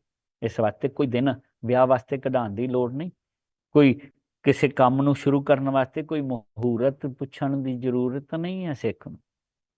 ਬਸ ਉਹਦਾ ਪਿਆਰ ਗੁਰੂ ਚਰਨਾਂ ਨਾਲ ਹੋਵੇ, ਤਾਂ ਕਿ ਗੁਰੂ ਦੀ ਮਿਹਰ ਦੀ ਨਜ਼ਰ ਉਹਦੇ ਤੇ ਹੋ ਜਾਏ। ਤੇ ਜਿਨ੍ਹਾਂ ਉੱਤੇ ਮਿਹਰ ਕਰ ਦਿੰਦਾ ਹੈ, ਉਹਨਾਂ ਲਈ ਸਾਰੇ ਦਿਨ ਚੰਗੇ ਨੇ, ਉਹਨਾਂ ਵਾਸਤੇ ਕੋਈ ਦਿਨ ਮਾੜਾ ਨਹੀਂ। ਤੇ ਲਾਸਟ ਵਾਲੀ ਪੰਕਤੀ ਹੈ ਜਿਹਦੇ ਵਿੱਚ ਸਾਹਿਬ ਕਹਿੰਦੇ, ਨਾਨਕ ਮੰਗੈ ਦਰਸ਼ਦਾਨ, ਕਿਰਪਾ ਕਰੋ ਹਰੇ। ਨਾਨਕ, ਨਾਨਕ ਦੇ ਕੱਕੇ ਅੱਖਰ ਹੇਠਾਂ ਔਂਕੜ ਹੈ, ਤੇ ਜਦੋਂ ਕੱਕੇ ਹੇਠਾਂ ਔਂਕੜ ਲੱਗ ਜਾਂਦਾ ਹੈ, ਉੱਥੇ ਵਿਸ਼ੇਸ਼ ਇਹ ਜਿਹੜੀ ਅੱਗੇ ਵਾਲੀ ਗੱਲ ਹੈ ਜਾਂ ਅੱਗੇ ਵਾਲਾ ਅੱਖਰ ਹੈ ਨਾ, ਉਹਦਾ ਸੰਬੰਧ ਗੁਰੂ ਨਾਨਕ ਸਾਹਿਬ ਨਾਲ ਹੋ ਜਾਂਦਾ ਹੈ। ਭਾਵ ਕਿ ਪੰਜਵੇਂ ਗੁਰੂ ਨਾਨਕ ਨਾਲ ਹੋ ਜਾਂਦਾ ਹੈ। ਨਾਨਕ ਮੰਗੈ ਦਰਸਦਾਨ, ਪੰਜਵੇਂ ਗੁਰੂ ਨਾਨਕ ਮੰਗਦੇ ਹਨ। ਮੰਗੈ ਦਾ ਅਰਥ ਹੈ ਮੰਗਦਾ ਹੈ, ਨਾਨਕ ਮੰਗਦਾ ਹੈ। ਦਰਸਦਾਨ ਤੋਂ ਭਾਵ ਹੈ ਦਰਸ਼ਨਾਂ ਦੀ ਖੈਰ ਜਾਂ ਦਰਸ਼ਨਾਂ ਦਾ ਦਾਨ, ਦੀਦਾਰ ਦਾ ਦਾਨ, ਦਰਸ਼ਨਾਂ ਦੀ ਖੈਰ। ਕਰੋ, ਕਰੋ ਕਹਿੰਦੇ ਨੇ ਤੁਸੀਂ ਕਰੋ, ਕਰੋ ਦਾ ਅਰਥ ਹੈ ਤੁਸੀਂ ਕਰੋ। ਹਰੇ, ਹਰੇ ਭਾਵ हे ਹਰੀ ਜੀ, हे ਪ੍ਰਭੂ ਜੀਓ, हे ਹਰੀ ਪ੍ਰਭੂ ਜੀਓ, ਸੰਬੋਧਨ ਹੈ ਹਰੀ ਨੂੰ।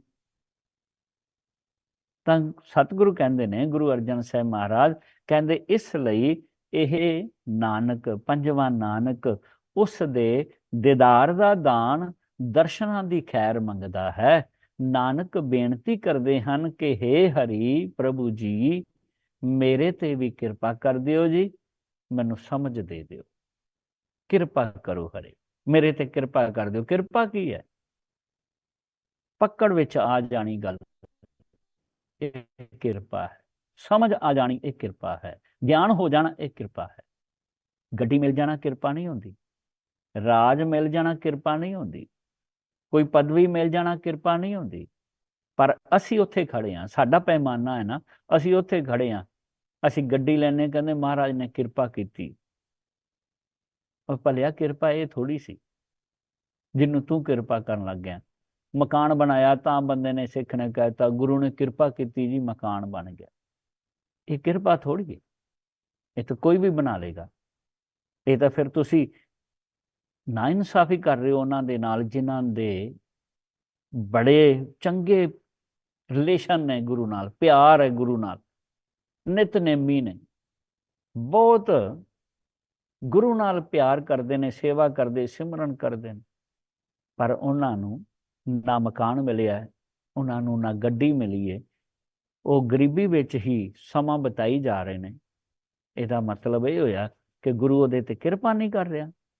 ਉਹ ਭਲਿਆ ਗਰੀਬ ਦੇ ਘਰ ਵੀ ਜੇ ਉਹ ਪੈਦਾ ਹੋਇਆ, ਦੁਨੀਆ ਦੇ ਸੁੱਖ ਭਾਵੇਂ ਨਹੀਂ ਕੋਲ, ਪਰ ਸੱਚ ਜਾਣੀ ਜੇ ਉਹਨੂੰ ਸਮਝ ਆ ਗਈ ਹੈ, ਜੇ ਉਹਨੂੰ ਪਕੜ ਹੋ ਗਈ ਹੈ, ਜੇ ਸ਼ਬਦ ਨੂੰ ਉਹਨੇ ਸਮਝ ਲਿਆ, ਤੇ ਫਿਰ ਮੰਨ ਲਈ ਉਹਦੇ ਤੇ ਕਿਰਪਾ ਹੋ ਰਹੀ। ਤੇ ਭਾਵੇਂ ਮੋਟਰ ਕਾਰਾਂ ਹੋਣ, ਗੱਡੀਆਂ ਹੋਣ, ਰਾਜੇ ਮਹਾਰਾਜਿਆਂ ਨੂੰ ਤਾਂ ਸਤਿਗੁਰੂ ਨੇ ਸ਼ੀਂਹ ਮੁਕੱਦਮ ਕੁੱਤੇ ਵੀ ਤੇ ਆਖਿਆ ਨਾ, ਰਾਜੇ ਸ਼ੀਂਹ, ਸ਼ੀਂਹ ਕਹਿੰਦੇ ਸ਼ੇਰ ਨੂੰ, ਰਾਜੇ ਸ਼ੀਂਹ ਮੁਕੱਦਮ ਕੁੱਤੇ। ਰਾਜੇ ਜਿਹੜੇ ਨੇ ਸ਼ੇਰ ਨੇ, ਤੇ ਜਿਹੜੇ ਅੱਗੇ ਅਹਿਲਕਾਰ ਨੇ ਰਾਜੇ ਦੇ ਨਾਲ, ਜਿਹੜੇ ਉਹਦੀ ਪਾਰਟੀ ਦੇ ਬੰਦੇ ਨੇ ਨਾ, ਆਗੂ ਨੇ, ਹੋਰ ਵੱਡੇ ਵੱਡੇ ਮੰਤਰੀ, ਮੁੱਖ ਮੰਤਰੀ ਨੇ ਨਾ, ਉਹ ਸਾਰੇ ਕੁੱਤੇ। ਰਾਜੇ ਸ਼ੀਂਹ ਮੁਕੱਦਮ ਕੁੱਤੇ। ਕੀ ਇਹਨੂੰ ਕਿਰਪਾ ਕਹੋਗੇ? ਰਾਜਾ ਬਣ ਜਾਣਾ ਵੀ ਕਿਰਪਾ ਨਹੀਂ ਹੈ। ਕਿਰਪਾ ਕੀ ਹੈ? ਸਮਝ ਆ ਜਾਣੀ। ਨਾਨਕ ਮੰਗੈ ਦਰਸ਼ਦਾਨ, ਕਿਰਪਾ ਕਰੋ ਹਰੇ। हे ਹਰੀ ਜੀ ਕਿਰਪਾ ਕਰ ਦਿਓ, ਮੈਨੂੰ ਸਮਝ ਦੇ ਦਿਓ ਤਾਂ ਕਿ ਮੈਂ ਦੀਦਾਰ ਕਰ ਸਕਾਂ। ਜੇ ਸਮਝ ਹੋਏਗੀ ਤਾਂ ਹੀ ਸੱਚ ਨੂੰ ਵੇਖਾਂਗੇ ਨਾ, ਜੇ ਸਮਝ ਹੋਵੇਗੀ ਤਾਂ ਹੀ ਕੁਦਰਤ ਦਾ ਦਰਸ਼ਨ ਹੋਏਗਾ, ਕੁਦਰਤ ਦਾ ਦੀਦਾਰ ਹੋਏਗਾ। ਜੇ ਸਮਝ ਹੋਏਗੀ, ਜੇ ਗਿਆਨ ਹੋਵੇਗਾ, ਤਾਂ ਹੀ ਹਰ ਹਿਰਦੇ ਅੰਦਰ ਬੈਠਾ ਹੋਇਆ ਉਹ ਨਿਰੰਕਾਰ ਸਾਨੂੰ ਦਿਸੇਗਾ ਨਾ, ਤਾਂ ਹੀ ਦੀਦਾਰ ਹੋਏਗਾ ਨਾ। ਬਸ ਕਿਰਪਾ ਕਰੋ ਹਰੇ। हे ਹਰੀ ਜੀ ਮੇਰੇ ਤੇ ਕਿਰਪਾ ਕਰ ਦਿਓ, हे ਹਰੀ ਜੀ ਮੇਰੇ ਤੇ ਮਿਹਰ ਕਰ ਦਿਓ। ਇਹ ਅਖੀਰਲਾ ਪਦਾ ਅਤੇ ਤਤਸਾਰ ਹੈ। ਜਿਵੇਂ ਆਪਾਂ ਪਹਿਲਾਂ ਵੀ ਮਹੀਨੇ ਦੇ ਇਕੱਲੇ ਅਰਥ ਪਦ ਅਰਥਾਂ ਤੋਂ ਬਿਨਾਂ ਪੜ੍ਹੇ ਨੇ ਨਾ, ਇਸੇ ਤਰ੍ਹਾਂ ਇਸ ਸ਼ਬਦ ਨੂੰ ਵੀ ਆਪਾਂ ਉਸੇ ਤਰ੍ਹਾਂ ਹੀ ਪੜ੍ਹ ਲਈਏ, ਵਿਚਾਰ ਲਈਏ, ਤਾਂ ਕਿ ਸਾਨੂੰ ਸਮਝ ਆ ਜਾਏ। ਜਿਨ ਜਿਨ ਨਾਮ ਤੇ ਆਇਆ, ਇੱਥੋਂ ਆਰੰਭ ਹੁੰਦਾ। ਤਿਨਕੇ ਕਾਜ ਸਰੇ, ਜਿਨ੍ਹਾਂ ਜਿਨ੍ਹਾਂ ਨੇ ਸੱਚ ਗਿਆਨ ਨੂੰ ਧਿਆਨ ਵਿੱਚ ਰੱਖਿਆ ਹੈ। ਤਤਸਾਰ ਜੇ, ਜਿਨ੍ਹਾਂ ਜਿਨ੍ਹਾਂ ਨੇ ਸੱਚ ਗਿਆਨ ਨੂੰ ਧਿਆਨ ਵਿੱਚ ਰੱਖਿਆ ਹੈ, ਉਹਨਾਂ ਦੇ ਕੀਤੇ ਹੋਏ ਕੰਮ ਸਿਰੇ ਚੜ ਗਏ ਹਨ, ਸਫਲ ਹੋ ਗਏ ਹਨ। ਮਤਲਬ ਕਿ ਉਹ ਦੁਨੀਆ ਵਿੱਚ ਕਾਮਯਾਬ ਹੋ ਗਏ ਹਨ। ਜਿਨ੍ਹਾਂ ਨੇ ਹਰੀ ਪ੍ਰਭੂ ਅਤੇ ਗੁਰੂ ਨੂੰ ਯਾਦ ਰੱਖਿਆ ਹੈ, ਚੇਤੇ ਵਿੱਚ ਰੱਖਿਆ ਹੈ, ਉਹ ਸੱਚ ਦੇ ਸਾਹਮਣੇ ਝੂਠ ਨਾਲੋਂ ਨਾਤਾ ਤੋੜ ਕੇ ਸੱਚ ਦੇ ਨਾਲ, ਖਸਮ ਦੇ ਨਾਲ ਹੀ ਖੜੇ ਹਨ। ਉਹਨਾਂ ਨੇ ਸੱਚ ਦਾ ਪੱਲਾ ਨਹੀਂ ਛੱਡਿਆ, ਉਹ ਹਮੇਸ਼ਾ ਹੀ ਸੱਚ ਦੇ ਨਾਲ ਤੁਰੇ ਹਨ। ਉਹਨਾਂ ਵਾਸਤੇ ਹਰੀ ਪ੍ਰਭੂ ਦੇ ਚਰਨ ਹੀ ਸਾਰੇ ਸੁੱਖਾਂ ਦੀ ਖਾਣ ਜਾਂ ਸਾਰੇ ਸੁੱਖਾਂ ਦਾ ਖਜ਼ਾਨਾ ਹਨ, ਅਤੇ ਉਹ ਡਰ ਵਾਲੇ ਜਲ, ਡਰ ਵਾਲੇ ਸੰਸਾਰ ਸਾਗਰ ਨੂੰ ਪਾਰ ਕਰ ਗਏ ਹਨ, ਔਖੇ ਸਾਗਰ ਨੂੰ ਤਰ ਗਏ ਹਨ। ਉਹਨਾਂ ਨੇ ਪ੍ਰੇਮਾ ਭਗਤੀ ਨੂੰ ਪ੍ਰਾਪਤ ਕਰ ਲਿਆ ਹੈ, ਭਗਤੀ ਨੂੰ ਪਾ ਲਿਆ ਹੈ, ਜਿਸ ਕਰਕੇ ਉਹ ਜ਼ਹਿਰੀਲੀ ਮਾਇਆ ਵਿੱਚ ਭਾਵ ਕੇ ਈਰਖਾ, ਦੁਈ, ਦੁਐਸ਼ ਵਿੱਚ ਨਹੀਂ ਸੜਦੇ, ਕਿਉਂਕਿ ਹੁਣ ਝੂਠੇ ਖਿਆਲ, ਵਿਕਾਰ, ਭੈੜੇ ਵਿਚਾਰ ਚਲੇ ਗਏ ਨੇ, ਮਰ ਗਏ ਨੇ ਉਹਨਾਂ ਦੇ ਅੰਦਰੋਂ, ਮੁੱਕ ਗਏ ਨੇ ਉਹਨਾਂ ਦੇ ਅੰਦਰੋਂ, ਅਤੇ ਅੰਦਰ ਦੀ ਦੁਚਿੱਤੀ ਵੀ ਨਸ ਗਈ ਹੈ, ਭਾਵ ਕੇ ਮਿਟ ਗਈ ਹੈ। ਉਹ ਪੂਰੇ ਤੌਰ ਤੇ ਪੂਰਨ ਸੱਚ ਭਰੇ, ਪੂਰੇ ਤੌਰ ਤੇ ਸੱਚ ਨਾਲ ਭਰ ਗਏ ਹਨ। ਉਹ ਸਿਰਫ ਪਾਰ ਬ੍ਰਹਮ ਨੂੰ ਹੀ ਸੇਵਦੇ ਨੇ, ਅਕਾਲ ਪੁਰਖ ਨੂੰ ਹੀ ਮੰਨਦੇ ਹਨ, ਅਤੇ ਆਪਣੇ ਅੰਤਰ ਆਤਮੇ ਵੀ ਸਿਰਫ ਇੱਕੋ ਇੱਕ ਸੱਚ ਨੂੰ ਹੀ ਧਰਦੇ ਹਨ, ਭਾਵ ਸੱਚ ਨੂੰ ਅੰਦਰ ਵਸਾਉਂਦੇ ਹਨ। ਮਹੀਨੇ, ਦਿਨ ਜਾਂ ਫਿਰ ਮਹੂਰਤ ਉਹਨਾਂ ਵਾਸਤੇ ਸਦਾ ਹੀ ਚੰਗੇ ਹਨ, ਜਿਨ੍ਹਾਂ ਉੱਤੇ ਮਿਹਰ ਦੀ ਨਜ਼ਰ ਕਰ ਦੇਵੇ, ਭਾਵ ਕਿ ਜਿਨ੍ਹਾਂ ਉੱਤੇ ਕਿਰਪਾ ਕਰ ਦੇਵੇ, ਉਹਨਾਂ ਲਈ ਸਾਰੇ ਹੀ ਦਿਨ ਚੰਗੇ ਹਨ। ਇਸ ਵਾਸਤੇ ਨਾਨਕ ਮੰਗੈ ਦਰਸ਼ਦਾਨ, ਇਸ ਲਈ ਇਹ ਨਾਨਕ ਉਸ ਦੇ ਦੀਦਾਰ ਦਾ ਦਾਨ ਮੰਗਦਾ ਹੈ, ਦਰਸ਼ਨਾਂ ਦੀ ਖੈਰ ਮੰਗਦਾ ਹੈ। ਨਾਨਕ ਬੇਨਤੀ ਕਰਦੇ ਹਨ ਕਿ ਹੇ ਹਰੀ ਜੀ, ਹੇ ਪ੍ਰਭੂ ਜੀਓ, ਮੇਰੇ ਤੇ ਵੀ ਕਿਰਪਾ ਕਰ ਦਿਓ ਜੀ, ਮੈਨੂੰ ਸਮਝ ਦੇ ਦਿਓ ਜੀ। ਵਾਹਿਗੁਰੂ ਜੀ ਕਾ ਖਾਲਸਾ, ਵਾਹਿਗੁਰੂ ਜੀ ਕੀ ਫਤਿਹ।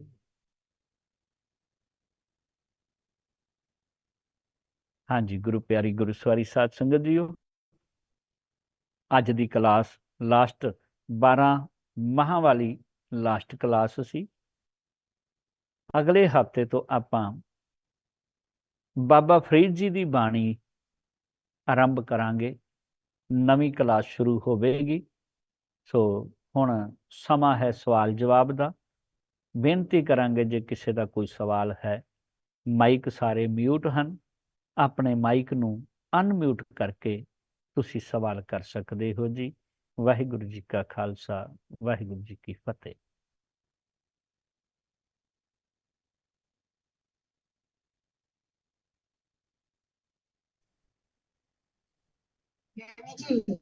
ਹਾਂਜੀ, ਅੱਜ ਤੁਸੀਂ ਗੱਲ ਸਮਝਾਈ ਸੀ ਹਲਤ ਪਲਤ, ਲੋਕ ਪਰਲੋਕ। ਜੀ ਜੀ, ਜਿਵੇਂ ਹਲਤ ਆਪਣੇ ਅੰਦਰੋਂ ਮਾਈਂਡ ਟ੍ਰਾਂਸਫਾਰਮ ਹੁੰਦੀ ਹੈ, ਹਾਂਜੀ। ਤੇ ਬਾਹਰ ਨਾਲ ਆਪਣਾ ਸੁਭਾਅ ਚੇਂਜ ਹੁੰਦਾ।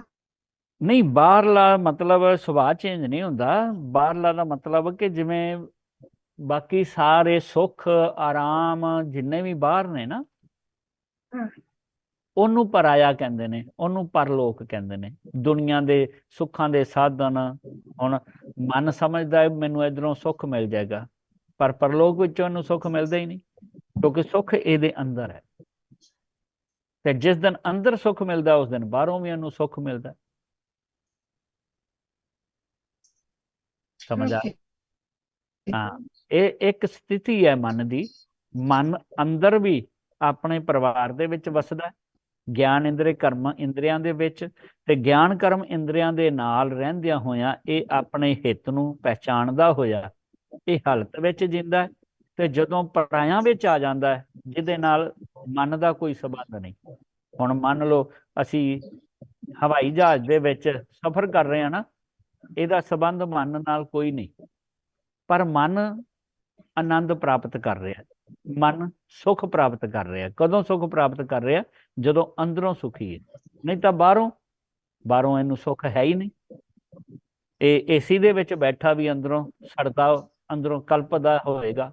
ਇਹ ਜਹਾਜ਼ ਸਫ਼ਰ ਕਰਦਾ ਵੀ ਅੰਦਰੋਂ ਕਲਪਦਾ ਹੋਵੇਗਾ, ਦੁਖੀ ਹੋ ਸਕਦਾ ਹੈ ਨਾ। ਸੋ ਇਸ ਕਰਕੇ ਇਹ ਜਿਹੜਾ ਬਾਹਰ ਸਭ ਕੁਝ ਹੈ ਸਾਡੇ ਸਰੀਰ ਤੋਂ, ਇਹ ਪਰਲੋਕ ਹੈ ਮਨ ਦਾ। ਤੇ ਜਿਹੜਾ ਸਰੀਰ ਦੇ ਅੰਦਰ ਹੈ, ਗਿਆਨ ਇੰਦਰੀ ਕਰਮ ਇੰਦਰੀਆਂ ਨਾਲ, ਵਿਚਾਰਾਂ ਦੇ ਨਾਲ, ਦਿਮਾਗ ਦੇ ਨਾਲ, ਉਹ ਇਹਦਾ ਹਾਲਤ ਹੈ, ਉਹ ਇਹਦਾ ਲੋਕ ਹੈ। ਓਕੇ, ਥੈਂਕ ਯੂ ਜੀ। ਮਿਹਰਬਾਨੀ ਜੀ, ਵੈਲਕਮ। ਹਾਂਜੀ, ਹੋਰ ਕਿਸੇ ਦਾ ਕੋਈ ਸਵਾਲ ਜੀ?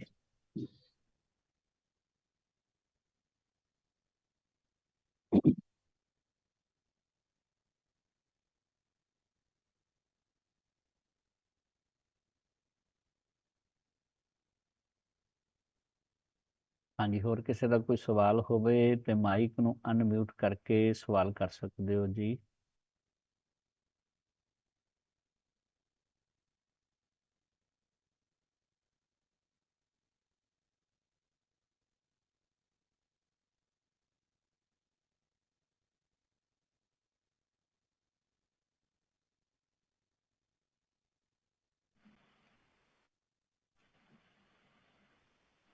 ਸੋ ਹਾਂਜੀ ਗਿਆਨੀ ਜੀ, ਹੁਕਮ ਜੀ।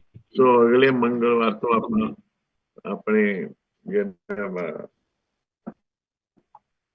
ਫਰੀਦ ਦੇ ਸ਼ਲੋਕ ਜਿਹੜੇ ਸ਼ੇਖ ਫਰੀਦ ਦੇ ਸ਼ਲੋਕ ਆਪਾਂ ਸ਼ੁਰੂ ਕਰਨੇ ਆ। ਹਾਂਜੀ ਜੀ ਤੇ ਉਹ ਭੂਮਿਕਾ ਹੋਊਗੀ ਨਾ ਭੂਮਿਕਾ ਵਾ ਉਧਰ। ਹਾਂ, ਹਾਂਜੀ, ਤੇ ਸਭ ਤੋਂ ਪਹਿਲਾਂ ਭੂਮਿਕਾ ਇਹੋ ਹੀ ਆ ਆਏਗੀ। ਮੈਂ ਪੁੱਛਣਾ ਜੇ ਸਾਰੇ ਇੱਥੇ ਜਿਹੜੇ ਸਰੋਤੇ ਇਹਨਾਂ ਨੂੰ ਇਹੋ ਹੀ ਆ ਵੀ ਕਿਸੇ ਨੂੰ ਪੁੱਛ ਲਓ ਜਿਨ੍ਹਾਂ ਨੂੰ ਚਾਹ ਵਾ ਨਾ ਫਰੀਦ ਦੇ ਸ਼ਲੋਕ ਸੁਣਨੇ ਆ ਜਾਂ ਕਿਸ ਤਰ੍ਹਾਂ ਰਲ ਸਕਦੇ ਆ, ਇਹ ਵੀ ਬਚਨ ਕੌਰ ਨੂੰ ਕੰਟੈਕਟ ਕਰਕੇ ਆਪਣਾ ਨਾਮ ਦੇ ਦੇਣ। ਠੀਕ ਹੈ ਜੀ, ਵੈਸੇ ਤਾਂ ਗਰੁੱਪ ਵਿੱਚ ਪੈ ਗਿਆ ਹੋਇਆ ਹੈ।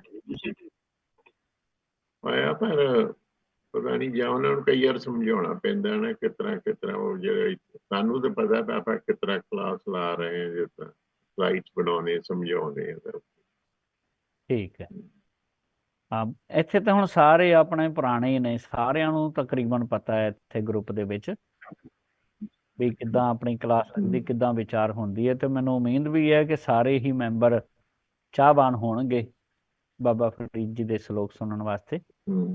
ਤੇ ਬੇਨਤੀ ਕਰਾਂਗੇ ਵੀ ਜਿਹੜੀ ਫੀਸ ਹੈ 3 ਮਹੀਨੇ ਦੀ, ਕੋਈ ਜ਼ਿਆਦਾ ਵੀ ਨਹੀਂ ਹੈ, ਤੇ ਉਹ ਦੇ ਕੇ ਤੇ 3 ਮਹੀਨੇ ਲਗਾਤਾਰ ਫਿਰ ਬੇਫਿਕਰ ਹੋ ਜਾਓ, ਕਿਉਂਕਿ 3-3 ਮਹੀਨੇ ਕਰਕੇ ਵਧੀਆ ਰਹਿੰਦਾ।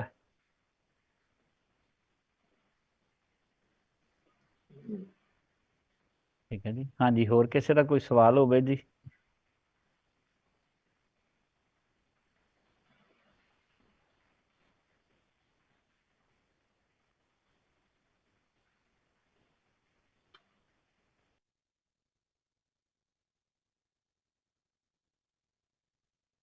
ਹਾਂਜੀ, ਮੇਰਾ ਖਿਆਲ ਕੋਈ ਸਵਾਲ ਨਹੀਂ ਹੈ ਕਿਸੇ ਦਾ। ਮੈਂ ਤੇ ਸਗੋਂ ਕਾਹਲੀ ਕੀਤੀ ਹੈ, ਤੁਸੀਂ ਦੇਖਿਆ ਅਰਥ ਕਰਦਿਆਂ ਫਟਾਫਟ ਮੈਂ ਲਗਾਤਾਰ ਕਰੀ ਗਿਆ, ਲਗਾਤਾਰ ਬੋਲੀ ਗਿਆ। ਮੈਂ ਕਿ ਕਿਤੇ ਬਾਅਦ ਵਿੱਚ ਕੋਈ ਸਵਾਲ ਹੁੰਦੇ ਨੇ, ਅੱਜ ਲਾਸਟ ਹੈ ਤੇ ਉਹ ਸਵਾਲਾਂ ਦੇ ਜਵਾਬ ਆਪਾਂ ਦੇ ਦਈਏ, ਪਰ ਮੇਰੇ ਖਿਆਲ ਨਾਲ ਅੱਜ ਸਵਾਲ ਹੈ ਨਹੀਂ। ਤੇ ਚਲੋ, ਬਹੁਤ ਬਹੁਤ ਧੰਨਵਾਦ ਹੈ ਤੁਹਾਡਾ ਸਾਰਿਆਂ ਦਾ। ਠੀਕ ਹੈ ਜੀ, ਅਗਲੇ ਹਫਤੇ ਫਿਰ ਨਵੀਂ ਵਿਚਾਰ ਤੇ ਨਵੀਂ ਬਾਣੀ ਦੀ ਵਿਚਾਰ ਨਾਲ ਜੁੜਦੇ ਹਾਂ। ਤੇ ਸਾਰਿਆਂ ਨੂੰ ਬੇਨਤੀ ਹੈ ਕਿ ਜਿਨ੍ਹਾਂ ਨੇ ਅਜੇ ਤੱਕ ਫੀਸ ਪੇ ਨਹੀਂ ਕੀਤੀ, 3 ਮਹੀਨੇ ਦੇ ਜਿਹੜੀ ਪੇਮੈਂਟ ਬਣਦੀ ਹੈ ਉਹ ਦੇ ਕੇ ਤੇ ਤੁਸੀਂ ਜ਼ਰੂਰ ਅੱਗੇ ਕਲਾਸ ਨੂੰ ਜੁਆਇਨ ਕਰੋ। ਬਹੁਤ ਬਹੁਤ ਧੰਨਵਾਦੀ ਜੀ। ਸਾਰਿਆਂ ਨੂੰ ਪਿਆਰ ਭਰੀ ਸਤਿ ਸ੍ਰੀ ਅਕਾਲ। ਹਾਂਜੀ ਹਾਂਜੀ, ਸਤਿ ਸ੍ਰੀ ਅਕਾਲ ਜੀ।